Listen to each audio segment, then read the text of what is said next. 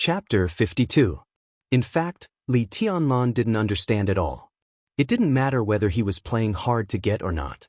As the little princess of the Wang family of Beihai, Wang Yuetong had never been treated like this in her 20 years of life. That was the most important thing. She really appreciated the man who seemed to be full of mysteries. The man who looked quiet but had the wind and thunder veins and the aura of a heavenly sun. The man who never seemed to be arrogant or rash and would stand in front of her when she was in danger and fight desperately. The man who seemed to do everything directly and indifferently, even if it was to cut off the relationship between them. Wang Yuetong didn't know what was going on. It seemed that she just met with second uncle. Why did everything become like this? Just because of Qin Weibai? Wang Yuetong didn't believe it. Because if it was Qin Weibai, Li Tianlan's relationship with second uncle would at most be a little stiff, but he wouldn't break up with her. She didn't understand why Li Tianlan treated her like this, and she didn't want to accept the statement that Li Tianlan fought desperately for her just to return her favor. After lunch at Yu's, Wang Yuetong was in a trance for most of the day yesterday. Her mind was full of Li Tianlan's determination and straightforwardness when he turned around, the coldness and alienation in his calm expression, the madness and overbearingness when he held the sword and raised the burning fire, and the tenderness and passion when he looked at Qin Weibai. All kinds of Li Tianlan repeatedly appeared in her mind, but as he turned around on the road, all of them seemed to have nothing to do with her.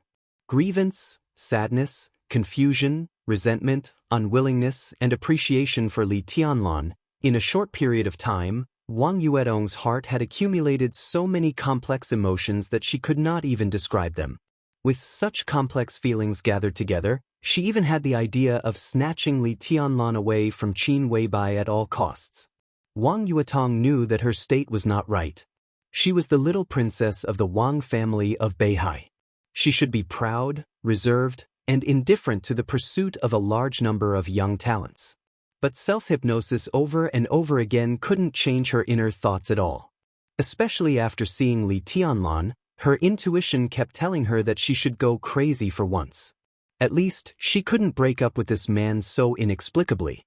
So at the moment when Li Tianlan was about to get up and leave with a distant face, Wang Yuetong took the initiative to reach out and grab his arm. Her voice was trembling so much that it sounded a little shrill. Her tone contained a trace of grievance and bitterness that made people's hearts tremble. The entire third floor seemed to have quietened down. Li Beidian and Zhang Holong stopped running. Han Xinyan gave up chasing him. Ning Qiancheng, who was still a distance away from the battlefield, also stopped and turned around. In their eyes, Wang Yuetong was holding Li Tianlan's arm with both hands, looking like a pitiful little girl who had just quarreled with her boyfriend but didn't want him to leave. She looked so pitiful. Li Tianlan stood there stiffly, silent. They were dumbfounded.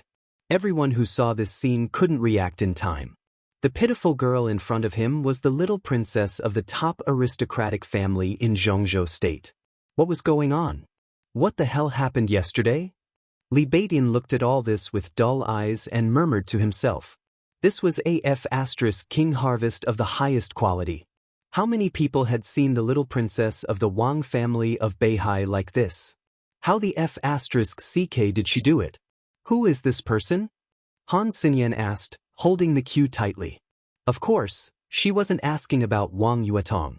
Although the Han family in Huading was a new aristocratic family, the Flourishing Age Fund was extremely powerful. A few years ago, when the Flourishing Age Fund shorted the Japanese yen, it took the lead and all the major genes in the world followed. In just a few months, trillions of capital poured into the financial market of East Island State. The financial order of the entire East Island State was almost completely broken. While the Flourishing Age Fund made a lot of money, several countries in Southeast Asia were trembling with fear and even couldn't sleep at night.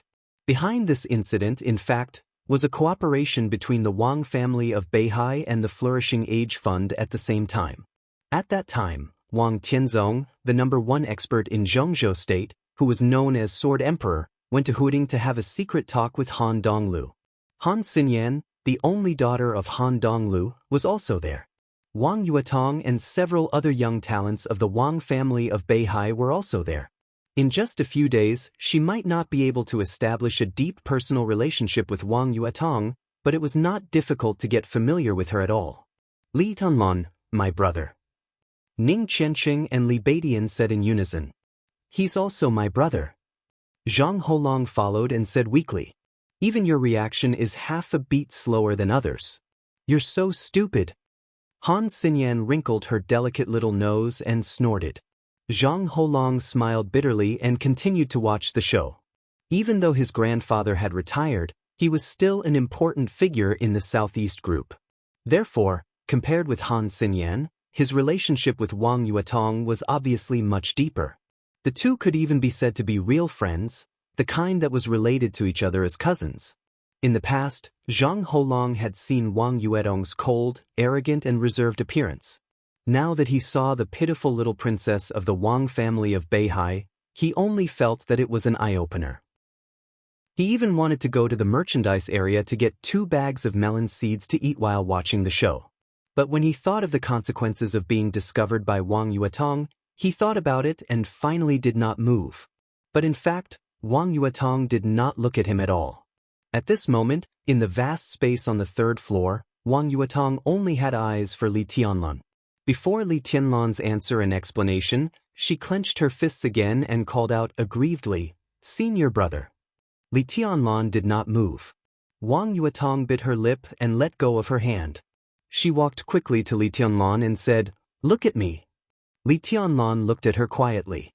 In his sight, there was indeed a flawless and delicate face. Her eyes were crystal clear, and Li Tianlan could still see his own shadow in her eyes. It was so clear, but it seemed so far away. Li Tianlan suddenly smiled and whispered, "I have a girlfriend. You saw her yesterday, right?" "I'm not going to be your girlfriend." Wang Yuetong bit her lip and said, "Senior brother, can't we even be good friends? Why are you doing this to me? What did I do wrong?" Not to be a girlfriend, but to be a good friend. This sentence was really an invincible position. Li Tianlan did not know Wang Yuetong's psychological state. At this moment, perhaps even Wang Yuetong herself did not know what she was thinking, let alone Li Tianlan, who did not know Wang Yuetong's psychological state. They had not been together for a long time, but they had gone through life and death together. It was not an exaggeration to repay him for saving her life. When a woman fell in love with a man, even if it was not love at first sight, a moment of affection was enough to be unforgettable. Yesterday, in the sky full of fire and broken ice, Wang Yuetong did have an affection, but she was not sure what it meant.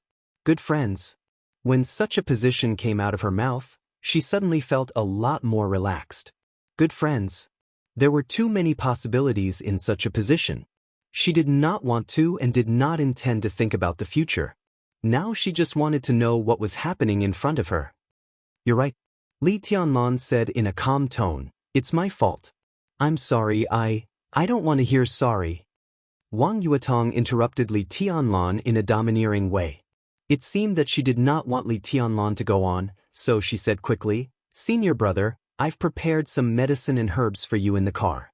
I'll go get them now." While speaking, she trotted all the way downstairs. Her swaying figure, accompanied by the crisp sound of high-heeled shoes, was getting farther and farther away. When her figure completely disappeared, Li Tianlan breathed a long sigh of relief and turned to look at the people who were watching the show. Li Beidian and the others suddenly came to their senses. Han Xinyan's acting was clumsy. She picked up the cue and was about to continue the drama of chasing and killing to prove her innocence. Zhang Holong and Li Beidian also opened their mouths, as if they were going to continue screaming. Li Tianlan said calmly before they could scream, "I'll go downstairs." His figure also quickly went downstairs, chasing after Wang Yuetong. Li Beidian and the others looked at each other. After a little hesitation, Zhang Holong did not give up gossiping, so he tentatively said, "Shall we go down and have a look?" "Look, aren't you afraid that Wang Yuetong will kill you if she finds out? Haven't you seen enough just now? Come on, get 2 bags of melon seeds. Let's talk while eating and reminisce." Han Xinyan casually slapped Zhang Holong on the head and said. She looked so well behaved, but her every move was full of manliness. Not to mention how Zhang Holong, the direct victim, felt. Xin Yan's domineering attitude made Li Baidian, who had been beaten for a long time, and Ning Chenqing, who had watched 2 good dramas in a row, the first to be unable to stand it. "I'll go with you." The corner of Li Baidian's mouth twitched. He put his arm around Zhang Holong's neck, lowered his voice, and gnashed his teeth. "Little throat, is this the pink and well-behaved campus belle you introduced to me? F*CKU. If I don't rip you off tonight, believe it or not, my surname is not Li." Behind them, Han Xinyan watched Li Baidian and Zhang Holong walk away with their arms around each other's shoulders. She narrowed her watery eyes and muttered to herself, "Nothing good can happen when these two get together. Don't tell me they still want to F*CK me?" She glanced at Ning Chenqing and suddenly said, "Do you think they still haven't given up? Especially that Li Baidian. He's shifty-eyed and wretched." Ning Chenqing's body trembled slightly. Without hesitation he said, "No, you think too much." Wang Yuedong's car was parked at the entrance of the club. In order to stop Li Tianlan from talking, she hurried downstairs and went directly to the side of the car. From the car, she took out a large rectangular box with a thickness of more than 10 centimeters and a length of about half a meter. Wang Yuetong weighed the box and nodded with satisfaction. But before a smile appeared on the corner of her mouth, her expression suddenly froze. Li Tianlan, who had followed her downstairs, stood in front of her and looked at her quietly. There was no emotion in his eyes. Wang Yuedong's heart sank slightly. She lowered her head and took a few steps forward. She held the box and was about to give it to Li Tianlan. Li Tianlan did not take it. He just said softly, "My injury has healed. You can't not see it, can you?" Wang Yuetong just insisted on holding the box and handing it to Li Tianlan. It could be said that this was the first time in her life that she had given a gift to a man. She felt extremely embarrassed, and Li Tianlan's reaction made her feel even more aggrieved. She cupped the box in her hand toward Li Tianlan. Her fingers became a little pale because she used too much force. She lowered her head even more and whispered, "Can't we even be good friends? I just don't need it anymore." Li Tianlan shook his head and did not know what to say. "You do need it. There are many healing medicines and things that can temporarily improve your combat effectiveness. You can use them all. Bring them back to the Sky Academy and they can help you build up enough credits faster." Wang Yuetong looked up at Li Tianlan and said with the box in her arms, "This is the limit of what I can collect. But in 2 days my father and my brother will also come to Huading. At that time, I will ask them for some more and give them to you, okay?" "Your father and your brother are coming to Huading?" Li Tianlan was a little surprised. One was the #1 expert in Zhongzhou State, the Sword Emperor of Zhongzhou State. The other was the young heavenly son in everyone's eyes, Wang Tianzong. Wang Shensha. At the thought of these two people, Li Tianlan had mixed feelings. "My brother is about to break through the fire-flaming realm and enter the thunder-shocking realm. My father said that he would take him to the desert in Beijiang and then come to Huading," Wang Yuetong said honestly. She hesitated a little and whispered, "And my father wants to see you." Li Tianlan only felt that his hair all over his body was standing on end. "Wang Tianzong wants to see me? What the hell?" This was almost the last thing he wanted to see now. He took a deep breath and said calmly, "His Highness Sword Emperor is busy every day. It's a waste of time to see me. I'm just a nobody. It's better not to see me." He nodded to Wang Yuetong. He said politely, "Thank you for your things, but I really don't need them now. Put them away." He turned around and left. Li Tianlan took a deep breath and went straight to the door of the club. "Li Tianlan." Wang Yuetong's almost screaming voice sounded behind him. The sun was shining brightly. Under the mottled shadows of the trees, the girl's voice was helpless and sad. Her emotions seemed to be completely out of control, and her face was covered with tears. She held the box in one hand and wiped her tears with the other. She sobbed softly and said, "Do I make you hate me so much? Why do you want to be even with me? I just want you to owe me. You saved me yesterday, but it doesn't count. If you treat me like this, I'd rather die. It doesn't count. Do you hear me? You still owe me. I'll make you owe me for the rest of your life." Li Tianlan stopped walking up the steps. He didn't look back but said in a cold tone, "Then I owe you." Chapter 53. Because of the awkward relationship between Li Tianlan and Wang Yuetong, they could not enjoy themselves to the fullest in the afternoon. Li Beidian himself had little interest in billiards. When he came to Huaxiu University, he had been tricked into coming here to collect a girl's heart. In the end, the quality of the girl's heart was top-notch. But forget about being picked, he was chased around by Han Xinyan with a cue in her hand. He couldn't even tell which way was north or south. After learning about Han Xinyan's identity, Li Beidian completely gave up on the idea of harvesting her. In his own words, it was better to find a girl with a simple background to pick up a girl's girlfriend. This was especially true when it came to dating. Otherwise, a small matter between a man and a woman might turn into a collision between two forces. Blood would flow like a river, and that would be a sin. With his thoughts gone, Li Beidian was not in high spirits. He spent the whole afternoon just killing time. Ning Qianqing spent most of his time paying attention to Li Tianlan and Wang Yuetong. Obviously, he did not know whether it would be good or bad for them to be in such a state. In this respect, Li Beidian's criteria for choosing a partner were very reasonable. Li Tianlan and Wang Yuetong could not be friends, and in the end, it would become a sin. The so-called ill-fated relationship was nothing more than this. Ning Qianqing knew that his worries were unnecessary, but he could not help but worry. Han Xinyan had long been tired of playing in the shabby place, and there was nothing new about it.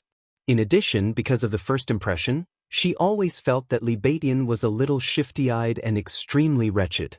She did not pick up the cue to vent her anger again, purely for the sake of the two big brands of Mount Shu and Sky Academy. Zhang Holong was on tenterhooks. He really wanted to watch the show, but he was also afraid that Wang Yuetong would come after him. In his mind, the Wang family of Beihai was nothing to be afraid of. After all, they were all on the same side. However, Wang Yuetong's reputation as the siren was definitely not an undeserved one. If she really had a grudge against him, he, the eldest young Master Zhang, would definitely be in serious trouble in the future. So for the whole afternoon, Zhang Holong's eyes kept flickering, hiding and sneaking glances at Li Tianlan and Wang Yuetong from time to time, feeling that it was damn exciting. Wang Yuetong and Li Tianlan, on the other hand, seemed to have calmed down. They went downstairs one after another, both empty-handed. But when they came back, they ignored each other as if they didn't know each other. Instead, they talked and laughed with others. This seemingly normal behavior became the most abnormal factor in this small group. In addition, everyone had their own thoughts. After the whole afternoon, everyone was muddle-headed. Dinner was settled at the club. As the host, Zhang Holong said that he had already booked a private room at the Black Club and invited everyone to have some fun. The Black Club might not be as high-end as the garden party, but the threshold was not low either. It was just that the main customers were some young people and the atmosphere was good. It was said that the young men and women in the club were very open. It was called the Black Club. Zhang Holong didn't know whether it was black or not, but the word, sex, was the real essence of the club. Li Beidian said that he would not go there. He just said that any bar would be good. He liked women, but in some ways he was like Ning Qianqing. He didn't like to get in touch with all kinds of complicated circles. His motto was that a girl and a sword were indispensable, and a girl came before a sword. But when it came to harvesting a girl, he was extremely unwilling to get involved with some other messy forces. Moreover, there were many so-called daughters of famous families who kept their chastity as pure as Wang Yuetong, but there were also many who had messy private lives. Li Beidian was harvesting a girl, so the fairer the better. If he met a girl who was reserved on the surface and acted like a girl who was inlaid with gold and jade on the surface, but turned out to be a skilled veteran in bed, it would be really difficult to decide whether to have sex with her or not. And whether to have sex with her or not, it would be very unappetizing. Li Beidian preferred to go to places that were of a higher class but were open to the public. There were many talented and naive young girls in Shushan. Li Beidian rarely ate the grass near his nest, but after so many years, he was tired of looking at them. Instead, it was those young and mature women who had received higher education who were intellectual and refined that were the most lethal to him. Those entertainment places that were relatively clean and did not have a foul atmosphere were the best places to harvest in his eyes. Zhang Holong looked at their reactions. Ning Qianqing and Han Xinyan didn't care about this kind of place. Wang Yuetong was still in a cold war with Li Tianlan. Li Beitian, the only one who expressed his opinion, was directly regarded by Zhang Holong as a collective opinion. He nodded and said with a smile, "Then let's go to Hengshan Road. We don't need to set a location. Shall we set off now?" "Then let's go." Li Beitian stood up and was in high spirits. Li Tianlan hesitated and wanted to say something but stopped on second thought. Li Beitian, who was looking at everyone's reaction, suddenly froze and asked in confusion, "Tianlan, do you have other arrangements?" "No, I'm free today," Li Tianlan said with a smile. He really planned to go home. How could he sit still when he thought that there was a beautiful woman waiting for him at home? Maybe when he went back, he could have a deep experience of Qin Weibai in a short skirt and black stockings. How could he sit still? Hengshan Road and Henghu Road were all floating clouds in his eyes. However, this was their first group action after the Sky Academy's holiday. No matter how anxious he was, it was not appropriate for him to leave now. It was good to follow the good advice and have some fun. Wang Yuetong, who deliberately sat next to Li Tianlan during the meal but didn't talk to him, stood up in silence and followed Li Tianlan downstairs. There were 6 people in the small group, but they drove 3 cars. Han Xinyan's car was a bright red sports car with a very flamboyant shape. Li Tianlan didn't know what brand it was, but he knew it was not cheap just by looking at the shape. First Miss Han's obedience and gentleness were indeed just a facade. Perhaps savagery and queen style were hidden in her bones. She opened the door and sat in the car. She glanced at them and directly ordered, "Holong, get in my car and chat with me." "I'm driving." Zhang Holong pointed to the silver Audi in front of him, a little reluctant. Han Xinyan didn't say anything and just sat in the car with a blank expression. Zhang Holong didn't last more than 2 seconds before he decisively admitted defeat. He handed the key to Ning Qianqing and sat in the sports car obediently. Feeling the low seat of the sports car, he felt a pain in the balls. "Tut-tut, you put an A7 on a good RS7. What do you mean? Little throat, you're just like your cousin. You're very pretentious." Li Beitian looked at the Audi in front of him and sighed. "It's none of my business. This guy deliberately put an A7 on it to make people disgusted. He said he liked the thrill of instantly killing a Lamborghini by stepping on the accelerator." Ning Qianqing threw the car key and said, "Don't talk nonsense. Get in the car." "I'll take your car." Li Tianlan opened his mouth. As soon as he took a step forward, his palm was directly held by a tender and warm little hand. He turned his head slightly. Wang Yuetong stood beside him without saying a word. She held his hand with one hand and lowered her head without saying a word. But the meaning she wanted to express was very obvious. That was no way. Li Tianlan struggled a little, but Wang Yuetong's little hand became tighter and tighter. She wouldn't let go. Li Tianlan smiled bitterly and helplessly looked at the little princess of the Wang family of Beihai in front of him, who lowered her head and held his hand without saying a word or letting him go. He didn't know whether to laugh or cry. To be honest, at this moment, he was really a little bit moved by Wang Yuetong's posture. In this situation, if he insisted on pulling his hand out, it would really be a little pretentious and mean. He subconsciously shook his head and whispered, "Let's go. I'll take your car." Wang Yuetong said, and did not let go of his hand. She dragged him to her blue sports car.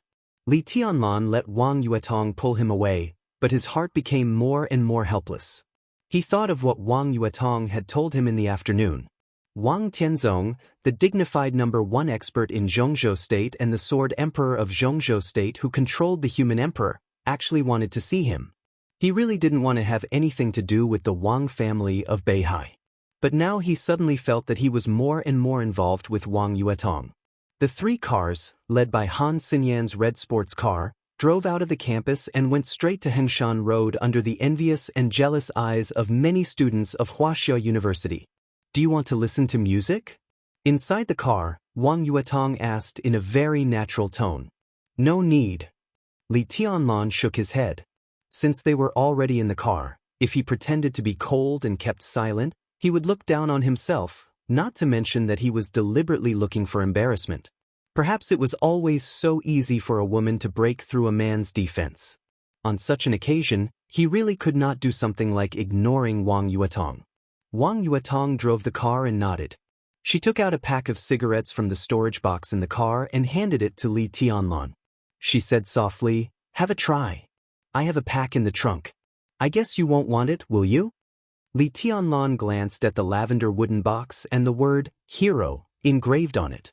Sure enough, they were exactly the same as the cigarettes Qin Weibai gave him. He hesitated for a moment and took it, but he put it aside and said softly, "I don't want to smoke for now." Wang Yuetong replied with a and looked at the road ahead with a calm expression. Li Tianlan didn't speak anymore. He forced himself to be clear-headed and began to think about Wang Yuetong's words. Wang Tianzong. Should he see him or not? If he didn't see him, how could he push him? If he saw him, what would be the result? What was the demeanor of the #1 expert in Zhongzhou State? It would be a pity if he couldn't see it with his own eyes, wouldn't it? Li Tianlan was lost in thought when Wang Yuetong's soft voice suddenly sounded. "Senior brother?" Li Tianlan responded subconsciously. "When will you pay me back what you owe me?" Wang Yuetong was still soft, as if she was having a casual chat. "Will it be over?" "I don't owe you anything. At least I think so." Li Tianlan said helplessly. "Why don't you owe me? Just because you saved me yesterday? I don't want you to save me. Do you think I'll be happy if you save me and treat me like this? Bastard. I cried all day yesterday. Why don't you owe me anything? My life is worthless. If you want it, just take it. You owe me." Wang Yuetong snorted coldly and raised her chin proudly. Li Tianlan really had no way to deal with the little princess of the Wang family of Beihai who was so arrogant, cute, and shameless. He could steal his heart and turn a blind eye to her anger and grievances. But there was really no way to deal with shameless things. He took out a cigarette from his pocket and lit it. He took a deep breath. In the faint smoke, he said with a bitter smile, "You're pestering me endlessly." "Yes, I am. What can you do? Do you hate me?" Li Tianlan twitched the corner of his mouth. He didn't say anything and just took a big puff. "I'll snatch it sooner or later." Wang Yuetong suddenly said something without rhyme or reason. "Snatch what?" Li Tianlan's body trembled. "It's none of your business," Wang Yuetong said fiercely and arrogantly. Li Tianlan was so annoyed. He smoked and made up his mind not to talk anymore. The distance from Huading University to Hengshan Road was neither too far nor too short. With the current traffic situation in the city, the 3 cars finally approached the destination about an hour later. Victory Bar, which translated meant Victory Bar. The layout of the bar was 2 floors above ground and 1 below ground. It was not big, but it looked avant-garde and trendy. 6 tall girls in red cheongsams with high slits stood in front of the door to welcome the guests. The cheongsams were low-cut. Every time a guest entered the bar, they would slightly bow and say, "Welcome." Their breasts would be half hidden, but it was more attractive. There was still a large space in the parking lot in front of the bar. As soon as Wang Yuetong parked the car, Li Tianlan got out of the car and hurried to the Audi RS7 driven by Li Beiyin. During the 1-hour journey, he really couldn't bear Wang Yuetong's meaningful murmurs. The siren of the Wang family of Beihai was indeed worthy of her reputation. Li Tianlan thought he was strong-willed and indestructible. But after an hour, he still sweated several times. When his feet touched the ground, he subconsciously breathed a long sigh of relief. In the car, Wang Yuetong looked at Li Tianlan's back as if she had found his weakness. Her beautiful mouth quietly curled up into an enchanting and proud smile. When Li Tianlan walked to the side of the Audi, Li Beiyin had already got out of the car. Standing in front of the door, he looked at the empty parking lot and frowned slightly. Zhang Holong, who also walked over, looked at Li Beitin's expression and seemed to know what he was thinking. He whispered with a smile, "Brother Beitin, this is one of the best bars in Huading. But it's not the right time. In half an hour at most, the parking lot here will be full. It's hard to find an empty space to park nearby. The pace here is more relaxed and more suitable for relaxation. When we have enough fun here, we'll go to Mason's. It's not far from here. In your words, Brother Bayin, as long as you're willing to wave your hand on Hengshan Road, there's no girl that can't be harvested. I come here often and it's my territory. Since I brought you here, I'll never let you down. Li Baitin laughed and said, then why are you still talking nonsense? Let's go and get more girls. Pink and tender ones. Tonight, I'll give them to your brother Tung. Li Baitin. Go on if you want to die. Wang Yuetong, who was following Li Tianlan, narrowed her beautiful eyes and flashed with killing intent. Li Baitin paused and said with a straight face, I'm wrong. I meant for your brother Qianqing to have a taste. A group of people walked into the bar laughing. Intentionally or unintentionally, Li Baitin and Ning Qianqing paused and fell behind Li Tianlan. Zhang Holong, who didn't communicate much with Li Tianlan in the afternoon, was stunned. He subconsciously looked at Han Xinyan and also stopped. Only Wang Yuetong looked at Li Tianlan with a clear conscience. She put her small hand in Li Tianlan's and walked beside him. Zhang Holong's pupils dilated slightly and he subconsciously glanced at Ning Qianqing. But he saw his cousin stare at him without batting an eyelid, and then followed them in. Passing through a corridor carved with various gorgeous paintings, they walked directly into the hall. The hall was large, but the dance floor and stage were exquisite. When it was full of people, the ambiguous atmosphere on the dance floor could only be experienced by the people involved. Li Tianlan was a country bumpkin, so he naturally couldn't see the style of the equipment in the bar. He only felt that the sound system was very textured, making people feel as if they were there and listening to it was very comfortable. Zhang Holong was completely like a fish in water on such an occasion. He pointed to a direction with a smile and said, Himan, you go and sit down first. Table number 1 is specially reserved for me. I'll find some girls to warm up the place. What kind of girls do you like? Wang Yuetong glanced at Li Tianlan with her big eyes. Li Tianlan wisely kept silent and pretended not to hear her. Of course, the more the better. Hurry up, go and come back soon. Ning Qianqing looked at his cousin's success and scolded him with a smile. Zhang Holong patted his chest, turned around and disappeared. Let's go. Li Tianlan took Wang Yuetong's hand, or rather, he was taken by Wang Yuetong. They walked directly to table number 1. At the same time, table number 1, which was originally reserved for eldest young Master Zhang, also saw Li Tianlan and the others. It's really a small world for enemies. At table number 1, a petite and extremely beautiful woman sat in the center. She looked at Li Tianlan, who was walking toward her. She gently raised her red lips and said in a cold tone, this was a woman with a figure that was hot enough to make any man's imagination run wild. Although she was not tall, she looked extremely well-proportioned and very tasteful. Her beauty was ice-cold, but her temperament was extremely wild and unbridled. She was like a wild horse that was not easy to tame. However, it was precisely because of the difficulty of conquering her that most people wanted to try the feeling of riding on this wild horse. I was just about to look for them and they came to me. How about we do it tonight? Beside the petite and extremely beautiful woman, a young man who was like a giant opened his mouth. He looked fierce and his voice was deep, with a very shocking evil spirit and murderous intent. The petite woman slightly narrowed her eyes. Before she could speak, a gentle and smiling voice suddenly sounded. Yulun, what do you mean by a small world for enemies? Have you met an enemy? A tall young man walked over from the bathroom and said with a smile. He looked at the petite woman with undisguised passion and desire in his eyes. The young man was about 30 years old. He was wearing a white Armani suit that was very flashy, and the watch on his wrist was also shining brightly. His appearance was not outstanding, but when paired with his casual smile, his attractiveness suddenly skyrocketed. Especially his attire. Armani was not a big deal, but the famous watch on his wrist, as long as one knew it, was enough to buy a Ferrari or Lamborghini in Zhengzhou State. As long as he knew the value of the watch, it was clear.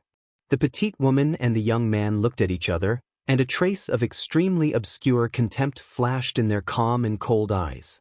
She slightly raised her chin and looked at Li Tianlan, who was getting closer and closer.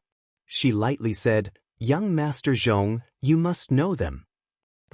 The young man slightly raised his eyebrows and turned his head subconsciously. He immediately saw Li Tianlan and the others. He slightly frowned. He did not know Li Tianlan. He was a complete stranger. But when he saw the girl in the young man's hand, young Master Zhong's pupils suddenly contracted violently. Wang Yuetong. It turned out to be Wang Yuetong, the little princess of the Wang family of Beihai. Young Master Zhong took a deep breath and set his eyes on Li Tianlan again. Who on earth is this guy who is holding the little princess of the Wang family of Beihai in broad daylight? He looked behind him. Ning Qianqing and Han Xinyan. Young Master Zhong was no stranger to them at all. But the eyesore bamboo pole was really an eyesore. Not only did it make him completely unfamiliar, but it also made him laugh in such a mean way. Damn it. Young Master Zhong subconsciously gritted his teeth and smiled, but his eyes became gloomy. Enemies are bound to meet on a narrow road. He muttered to himself, nodded to his companions at the table and said flatly, I met some acquaintances. I'm going to say hello. The petite woman nodded. Looking at young Master Zhong's back, she slightly raised the corner of her mouth. It feels good to use this idiot as a knife. It was just that he didn't know if he could kill people with it. Chapter 54. People who were born with keen intuition were very sensitive to the hostility around them, and a keen intuition was one of the important factors to become an expert. Except for Zhang Holong and Han Xinyan, Li Tianlan's group of 6 were all rising talents in martial arts. Therefore, when young Master Zhong's gloomy and vicious eyes swept over them, Li Tianlan and the others looked up almost at the same time and met young Master Zhong's eyes. They were about 10 meters away from each other. The light in the bar was a little dim, so Li Tianlan couldn't see young Master Zhong's expression clearly. But young Master Zhong's eyes were fixed on him with undisguised coldness and hatred. To be exact, young Master Zhong's eyes should be on Wang Yuetong. Li Tianlan's heart skipped a beat. He glanced at Wang Yuetong beside him and asked slowly, Who is that? Wang Yuetong apparently also noticed young Master Zhong walking toward her. She frowned slightly and subconsciously held Li Tianlan's hand tightly.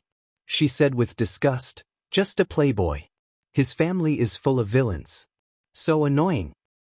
Ha, little princess, what a coincidence. Young Master Zhong walked over with a smile on his face, but his small eyes were cold and ruthless, as if there were knives hidden in them. I've long heard that little princess has come to Huading. I've been looking for a chance to entertain you and do my best as a host. Unfortunately, I've never had the chance. I didn't expect to meet you here today. It's fate. Li Tianlan narrowed his eyes and kept his composure. Anyone who wasn't a fool could basically tell how sarcastic his words were. Especially when he said, friendship as a host, young Master Zhong emphasized each word as if he was mocking something. Zhong, Li Tianlan's eyebrows moved. No matter how little he knew about the situation in Zhongzhou State, he still knew that the top leader of Huading was surnamed Zhong. If the young man in front of him really had that kind of relationship, then it was reasonable for him to say, friendship as a host. You're welcome, young Master Zhong. Wang Yuetong was still holding Li Tianlan's hand. When she looked calm without acting cute or smiling, she looked reserved and proud, so proud that she seemed to look down on everyone. Yuetong was treated well yesterday and almost lost her life. The Wang family of Beihai is a small family and we haven't found out who the other party is. Young Master Zhong, as the host, I wonder if you can provide us with some clues? If the investigation leads to the Zhong family, it won't be good if there is a misunderstanding. You almost lost your life? Young Master Zhong was a little surprised. Then he laughed heartily and said, Isn't it just a little bit more? That was a pity. Regarding this matter, our family can't provide any clues. If we didn't do it, what can we provide? Stingy, too stingy. If it were us, we wouldn't be any worse. We would definitely satisfy you, Yue Tong. His smile was bright, but his eyes involuntarily moved up and down Wang Yuetong's body. It was not a look of passion or amazement, but a kind of extremely cruel and even sadistic insidiousness. Wang Yuetong smiled and said in a soft voice, That's a little interesting. Young Master Zhong, there are all kinds of people in the Wang family of Beihai, but none of them are afraid of trouble. I really want to see what kind of tricks you have in your hospitality. No matter whether I'm satisfied or not, the Wang family of Beihai will definitely satisfy the Zhong family and your whole family afterward. I'm afraid it won't be our turn. Young Master Zhong stood in the middle of the road and had no intention of giving way. He narrowed his eyes slightly and glanced at Li Tianlan. Suddenly, he smiled and said, I'm afraid this brother can satisfy Yue Tong, right? He took the initiative to reach out to Li Tianlan and said, Brother, you look unfamiliar. Or you. Let me introduce myself. I'm Zhong Xiaofeng, a loafer in the Municipal Supervision Department. I'm usually an idler. I'm Li Tianlan. Li Tianlan gave him face and reached out to shake hands with him. His tone was indifferent, neither hostile nor warm. A freshman of the Sky Academy. Oh. Zhong Xiaofeng uttered a few "oh"s and exclaimed, If you can enter the Sky Academy, you must be an elite of Zhongzhou State. Amazing. But I'm more envious of your luck with women, brother. You must be very happy to have such a beautiful girlfriend like Yue Tong, right? This figure, this temperament, this appearance, tut-tut, it makes me drool.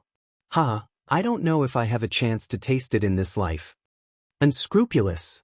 In Huading, only the Zhong family standing at the commanding heights of Huading dared to speak rudely to the little princess of the Wang family of Beihai.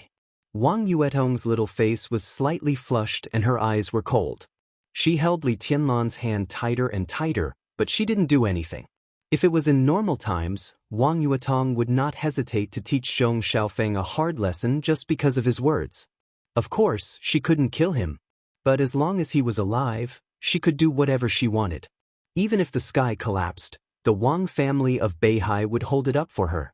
But now it was different. In Huading, the treatment of the Zhong family was even more different.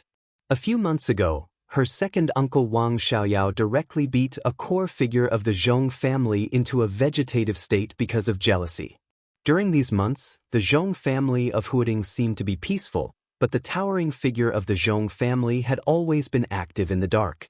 He had a very high position in the prince group, and the whole prince group was ready to make trouble.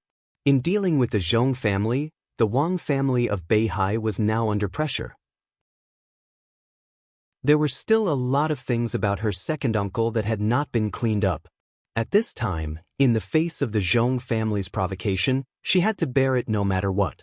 Her second uncle beat an important figure of the Zhong family into a vegetative state not long ago.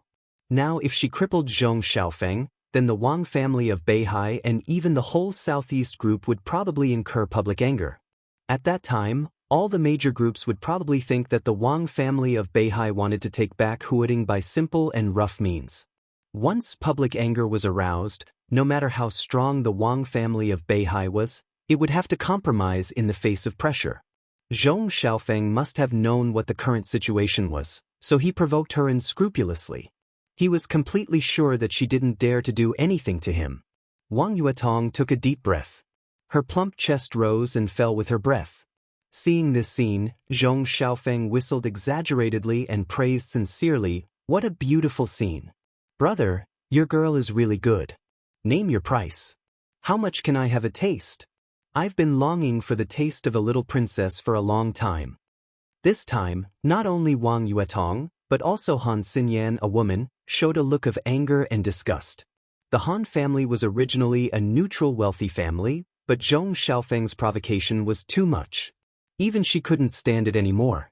Li Beidian and Ning Qianxing stood behind Li Tianlan, one on the left and the other on the right, waiting for him to make a statement with no expression on their faces. "Do you want to have a taste?" Li Tianlan was still holding Zhong Xiaofeng's hand and asked with a gentle smile. "What? You don't want to?" Zhong Xiaofeng's eyes suddenly became sharp and even a little ferocious. Li Tianlan seemed to be in a dilemma. After hesitating for a while, he continued with a smile, "It's Yue Tong who doesn't want to, so I'm afraid you can't have a taste." The contempt in Zhong Xiaofeng's eyes flashed away, and then he laughed and said, "So you have no objection? It's good that you have no objection. Even if Yue Tong is not willing now, I can solve my doubts from you, brother." It's said that the little princess of the Wang family of Beihai is as pure as ice and as clean as jade. "Tut, brother, tell me, How does the little princess behave in bed? Is she coquettish? Is she tight? I'm not interested if she's too loose. By now, Li Tianlan could almost clearly smell the conspiracy behind this provocation. He didn't know what it meant, but the undercurrent of the situation in Zhongzhou State was surging more and more clearly in front of him. Gu Yunxia's speech at the start of term ceremony, Zhuang Huayang's invitation, Wang Yuetong's attack, Zhong Xiaofeng's initiative and even deliberate provocation, and Wang Yuetong's current forbearance. Everything seemed to be independent, but there seemed to be some subtle implications. It seemed that many invisible hands, intentionally or unintentionally, were reaching into Huading. The storm was gathering. Huading had gradually become the center of the vortex. There were already so many clues around him, so how much more shocking would there be in the places that he couldn't see? Li Tianlan didn't know what would happen in the future, but at least he was sure that in the face of Zhong Xiaofeng's provocation, he didn't have to stand up for Wang Yuetong. In the current situation, he didn't need to show off. The Wang family of Beihai would take care of it. Therefore, in the face of Zhong Xiaofeng's extremely insulting question, he just shook his head, as if he really didn't have any temper. He laughed and said, "I don't know." Wang Yuetong's eyes dimmed slightly. Behind him, Han Xinyan's eyes also flashed a trace of disappointment. "Brother, it seems that you want to leave me a sense of mystery. I know what you're thinking. After I have a taste of Yuetong, we can have a good talk. I'll unlock many new positions for you, by the way. You're so sensible, I think you'll say thank you to me, right?" Zhong Xiaofeng laughed. Not only did his words become more and more outrageous, but he even stretched out his hand and gently patted Li Tianlan's face. Li Tianlan looked calm, but his eyes narrowed slightly. Zhong Xiaofeng looked at Li Tianlan and didn't speak. He suddenly lost interest in such a cowardly Li Tianlan and didn't want to tease these freshmen of the Sky Academy too much. His goal had always been firmly locked on the Wang family of Beihai. How unattainable was the little princess of the Wang family of Beihai? But now, because of a cousin, the entire Wang family of Beihai had to endure in Huading. Before the storm ended, who knew if this kind of tolerance would be temporary or permanent? Zhong Xiaofeng was fearless. No matter now or in the future, with his identity, as long as the prince group didn't lose power, the Wang family of Beihai couldn't do anything to him. Even if he couldn't taste Wang Yuetong tonight, he could enjoy talking in front of the goddess. It was also good. "Yuetong, how about a drink with your brother Zhong alone? The wine here is ordinary. If you think it's not drinkable, I have something good here. It's been stored for several days. It's definitely strong and tasty enough. Do you want to try it?" Zhong Xiaofeng looked at Wang Yuetong and laughed softly. "Get out of the way." Wang Yuetong looked calm. "Zhong Xiaofeng, I'll give you another chance. Get out of the way now, or I can guarantee that you'll soon end up like Zhong Yue." Zhong Xiaofeng's cousin was also the young master who was beaten into a vegetative state by Wang Xiaoyao a few months ago. For a few months, Zhong Yue had been in a coma, with only one breath left, and he didn't even have consciousness. Zhong Xiaofeng whistled again, but his body didn't move at all. He laughed wildly and said, "Amazing, Yuetong is really domineering. You scared me to death. Who do you want to stand up for you? Just by relying on this pretty boy next to you? Or do you want to call your second uncle here? Go and call your second uncle here. Let him have a try to hurt me. Let's see if he dares to do so. You disabled my cousin for a bitch. Do you really think Zhongzhou State belongs to the Wang family of Beihai? Bullshit. He's pursuing Qin Weibai, isn't he? Go back and tell Wang Xiaoyao that Qin Weibai will be a plaything of the Zhong family sooner or later. When I'm tired of her, I'll let other people in the family have a taste." "What did you say?" Li Tianlan suddenly interrupted Zhong Xiaofeng's wild laughter and asked calmly. Zhong Xiaofeng glanced at Li Tianlan and said with a grim smile, "I said, smack." Li Tianlan suddenly reached out and slapped Zhong Yue hard in the face. Almost all the people in the area near the bar could hear the crisp sound. This slap did not only hit his face, but also hit his bones. Zhong Xiaofeng, who was more than 1.8 meters tall, was sent flying like a paper man by Li Tianlan's slap. He weighed more than 170 kilograms, so his feet were lifted off the ground. But before he could fly far, Li Tianlan reached out again and pulled his hair. When he subconsciously arched his body, Li Tianlan hit his abdomen with his knee. Teeth and blood spurted directly from Zhong Xiaofeng's mouth. His mouth was completely deformed. He whimpered and wanted to raise his head. There was a little confusion in his eyes. But there was no hesitation in Li Tianlan's actions. They were coherent, dense, precise, and ruthless. A series of actions revealed incomparable decisiveness and violence. Zhong Xiaofeng tried hard to raise his body, but he was pressed down. Li Tianlan hit him hard in the back with his elbow. "Senior brother, don't." Wang Yuedong's slightly deformed voice sounded. With a series of particularly crisp sounds of bones breaking, Zhong Xiaofeng's entire spine was almost completely smashed by this elbow. Without the support of his body, he suddenly fell to the ground like a puddle of mud and completely passed out. Everything happened so fast that the people at table number 1 did not react until Li Tianlan completely destroyed Zhong Xiaofeng's spine. A dull roar suddenly came from table number 1, and a gigantic, burly figure rushed toward Li Tianlan in an instant. The air in the bar suddenly became hot. But before the fire completely rose, Li Tianlan, who grabbed Zhong Xiaofeng with one hand and his fingers almost dug into Zhong Xiaofeng's flesh, moved forward instead of retreating. He directly punched the burly man who rushed toward him. One punch against another. There seemed to be wind and thunder roaring in the air. All the joints in Li Tianlan's body were vibrating at the same time. In an instant, all the strength was condensed in his fist. Bang! In the dull sound, the whole bar seemed to be shaking. The delicate floor tiles under Li Tianlan's feet were completely smashed in an instant. His feet sank into the ground, while the burly figure rushing toward him flew back at a faster speed. He brushed past table number 1 and knocked over a large number of tables and chairs. Zhong Xiaofeng's 2 bodyguards followed closely and rushed toward Li Tianlan from both sides. Li Tianlan's expression was as still as dead water from beginning to end. Human Emperor did not come out. Inside the bar, he directly picked up Zhong Xiaofeng's body and shook it hard. Crack, crack. In an instant, not only his spine, but also the bones of Zhong Xiaofeng's arms, legs, and even fingers were completely smashed. Under the sharp pain, Zhong Xiaofeng, who was originally in a coma, suddenly woke up, but he could not howl. With his mouth completely deformed, he could only let out a dying whimper. One bodyguard was swept by Zhong Xiaofeng and his strong body was swept away.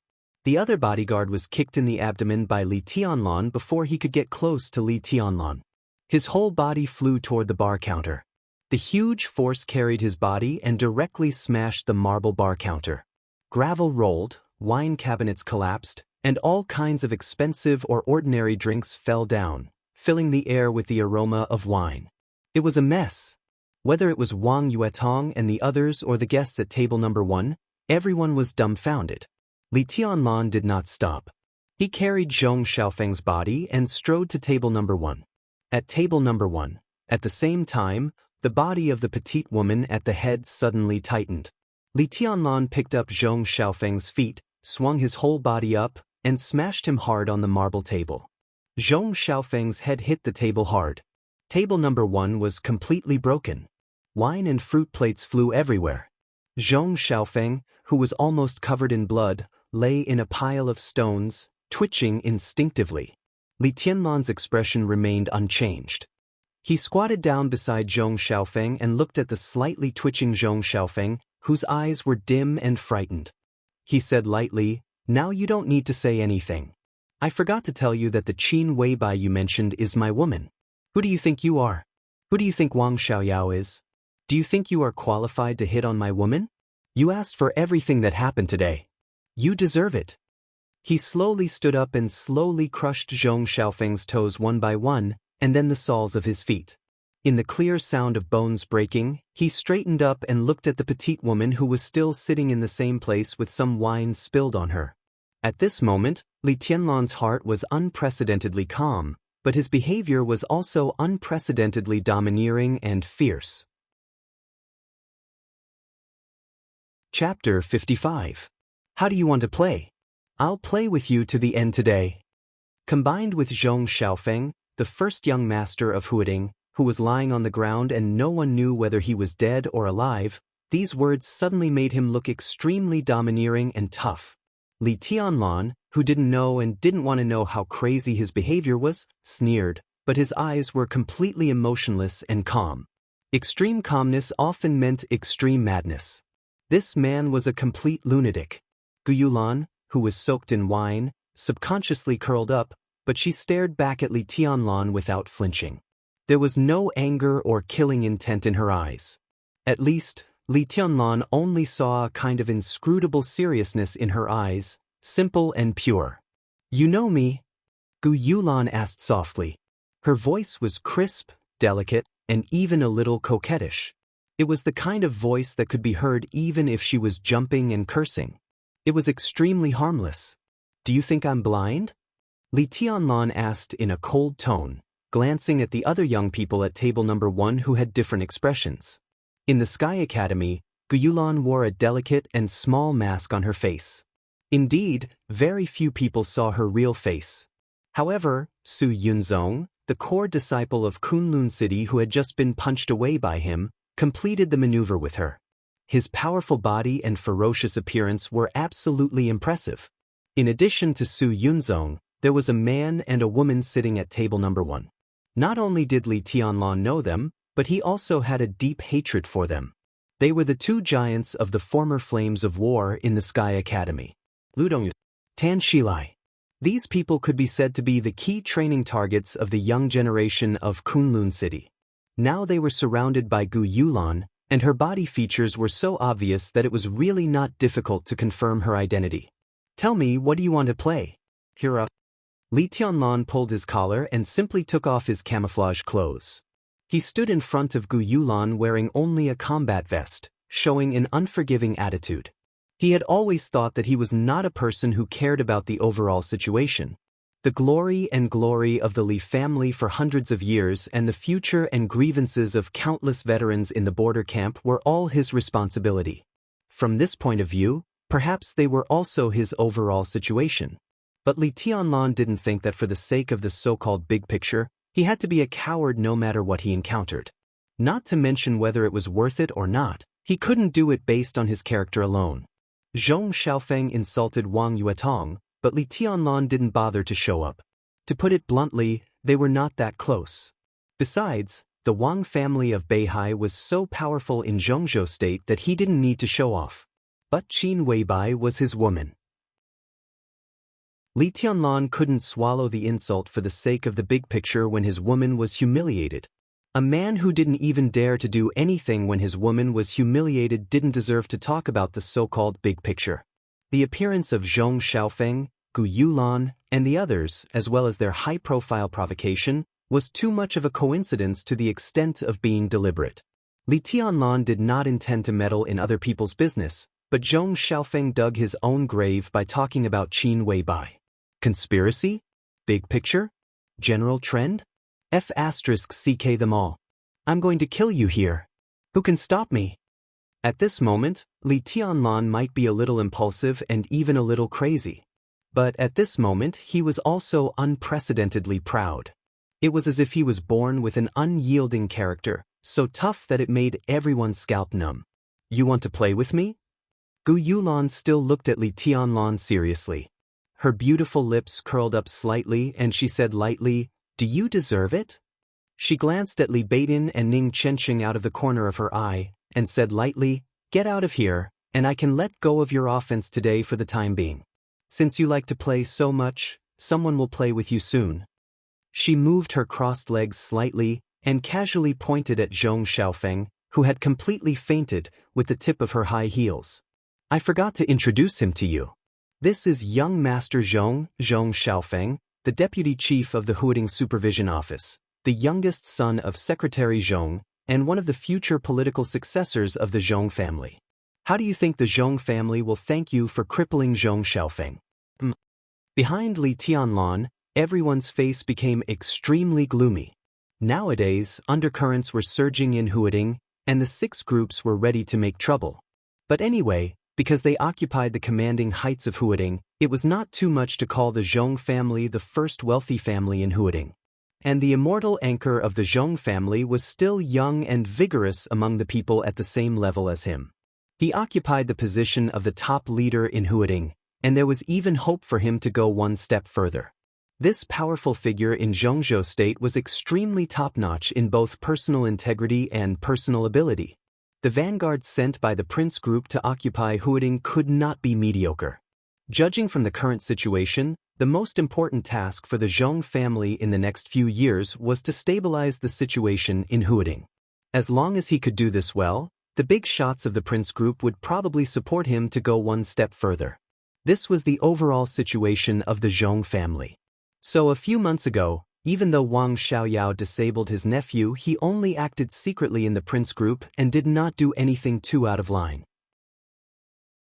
The Prince Group was ready to make trouble now, but it was to get more compensation in the game with the Wang family of Beihai.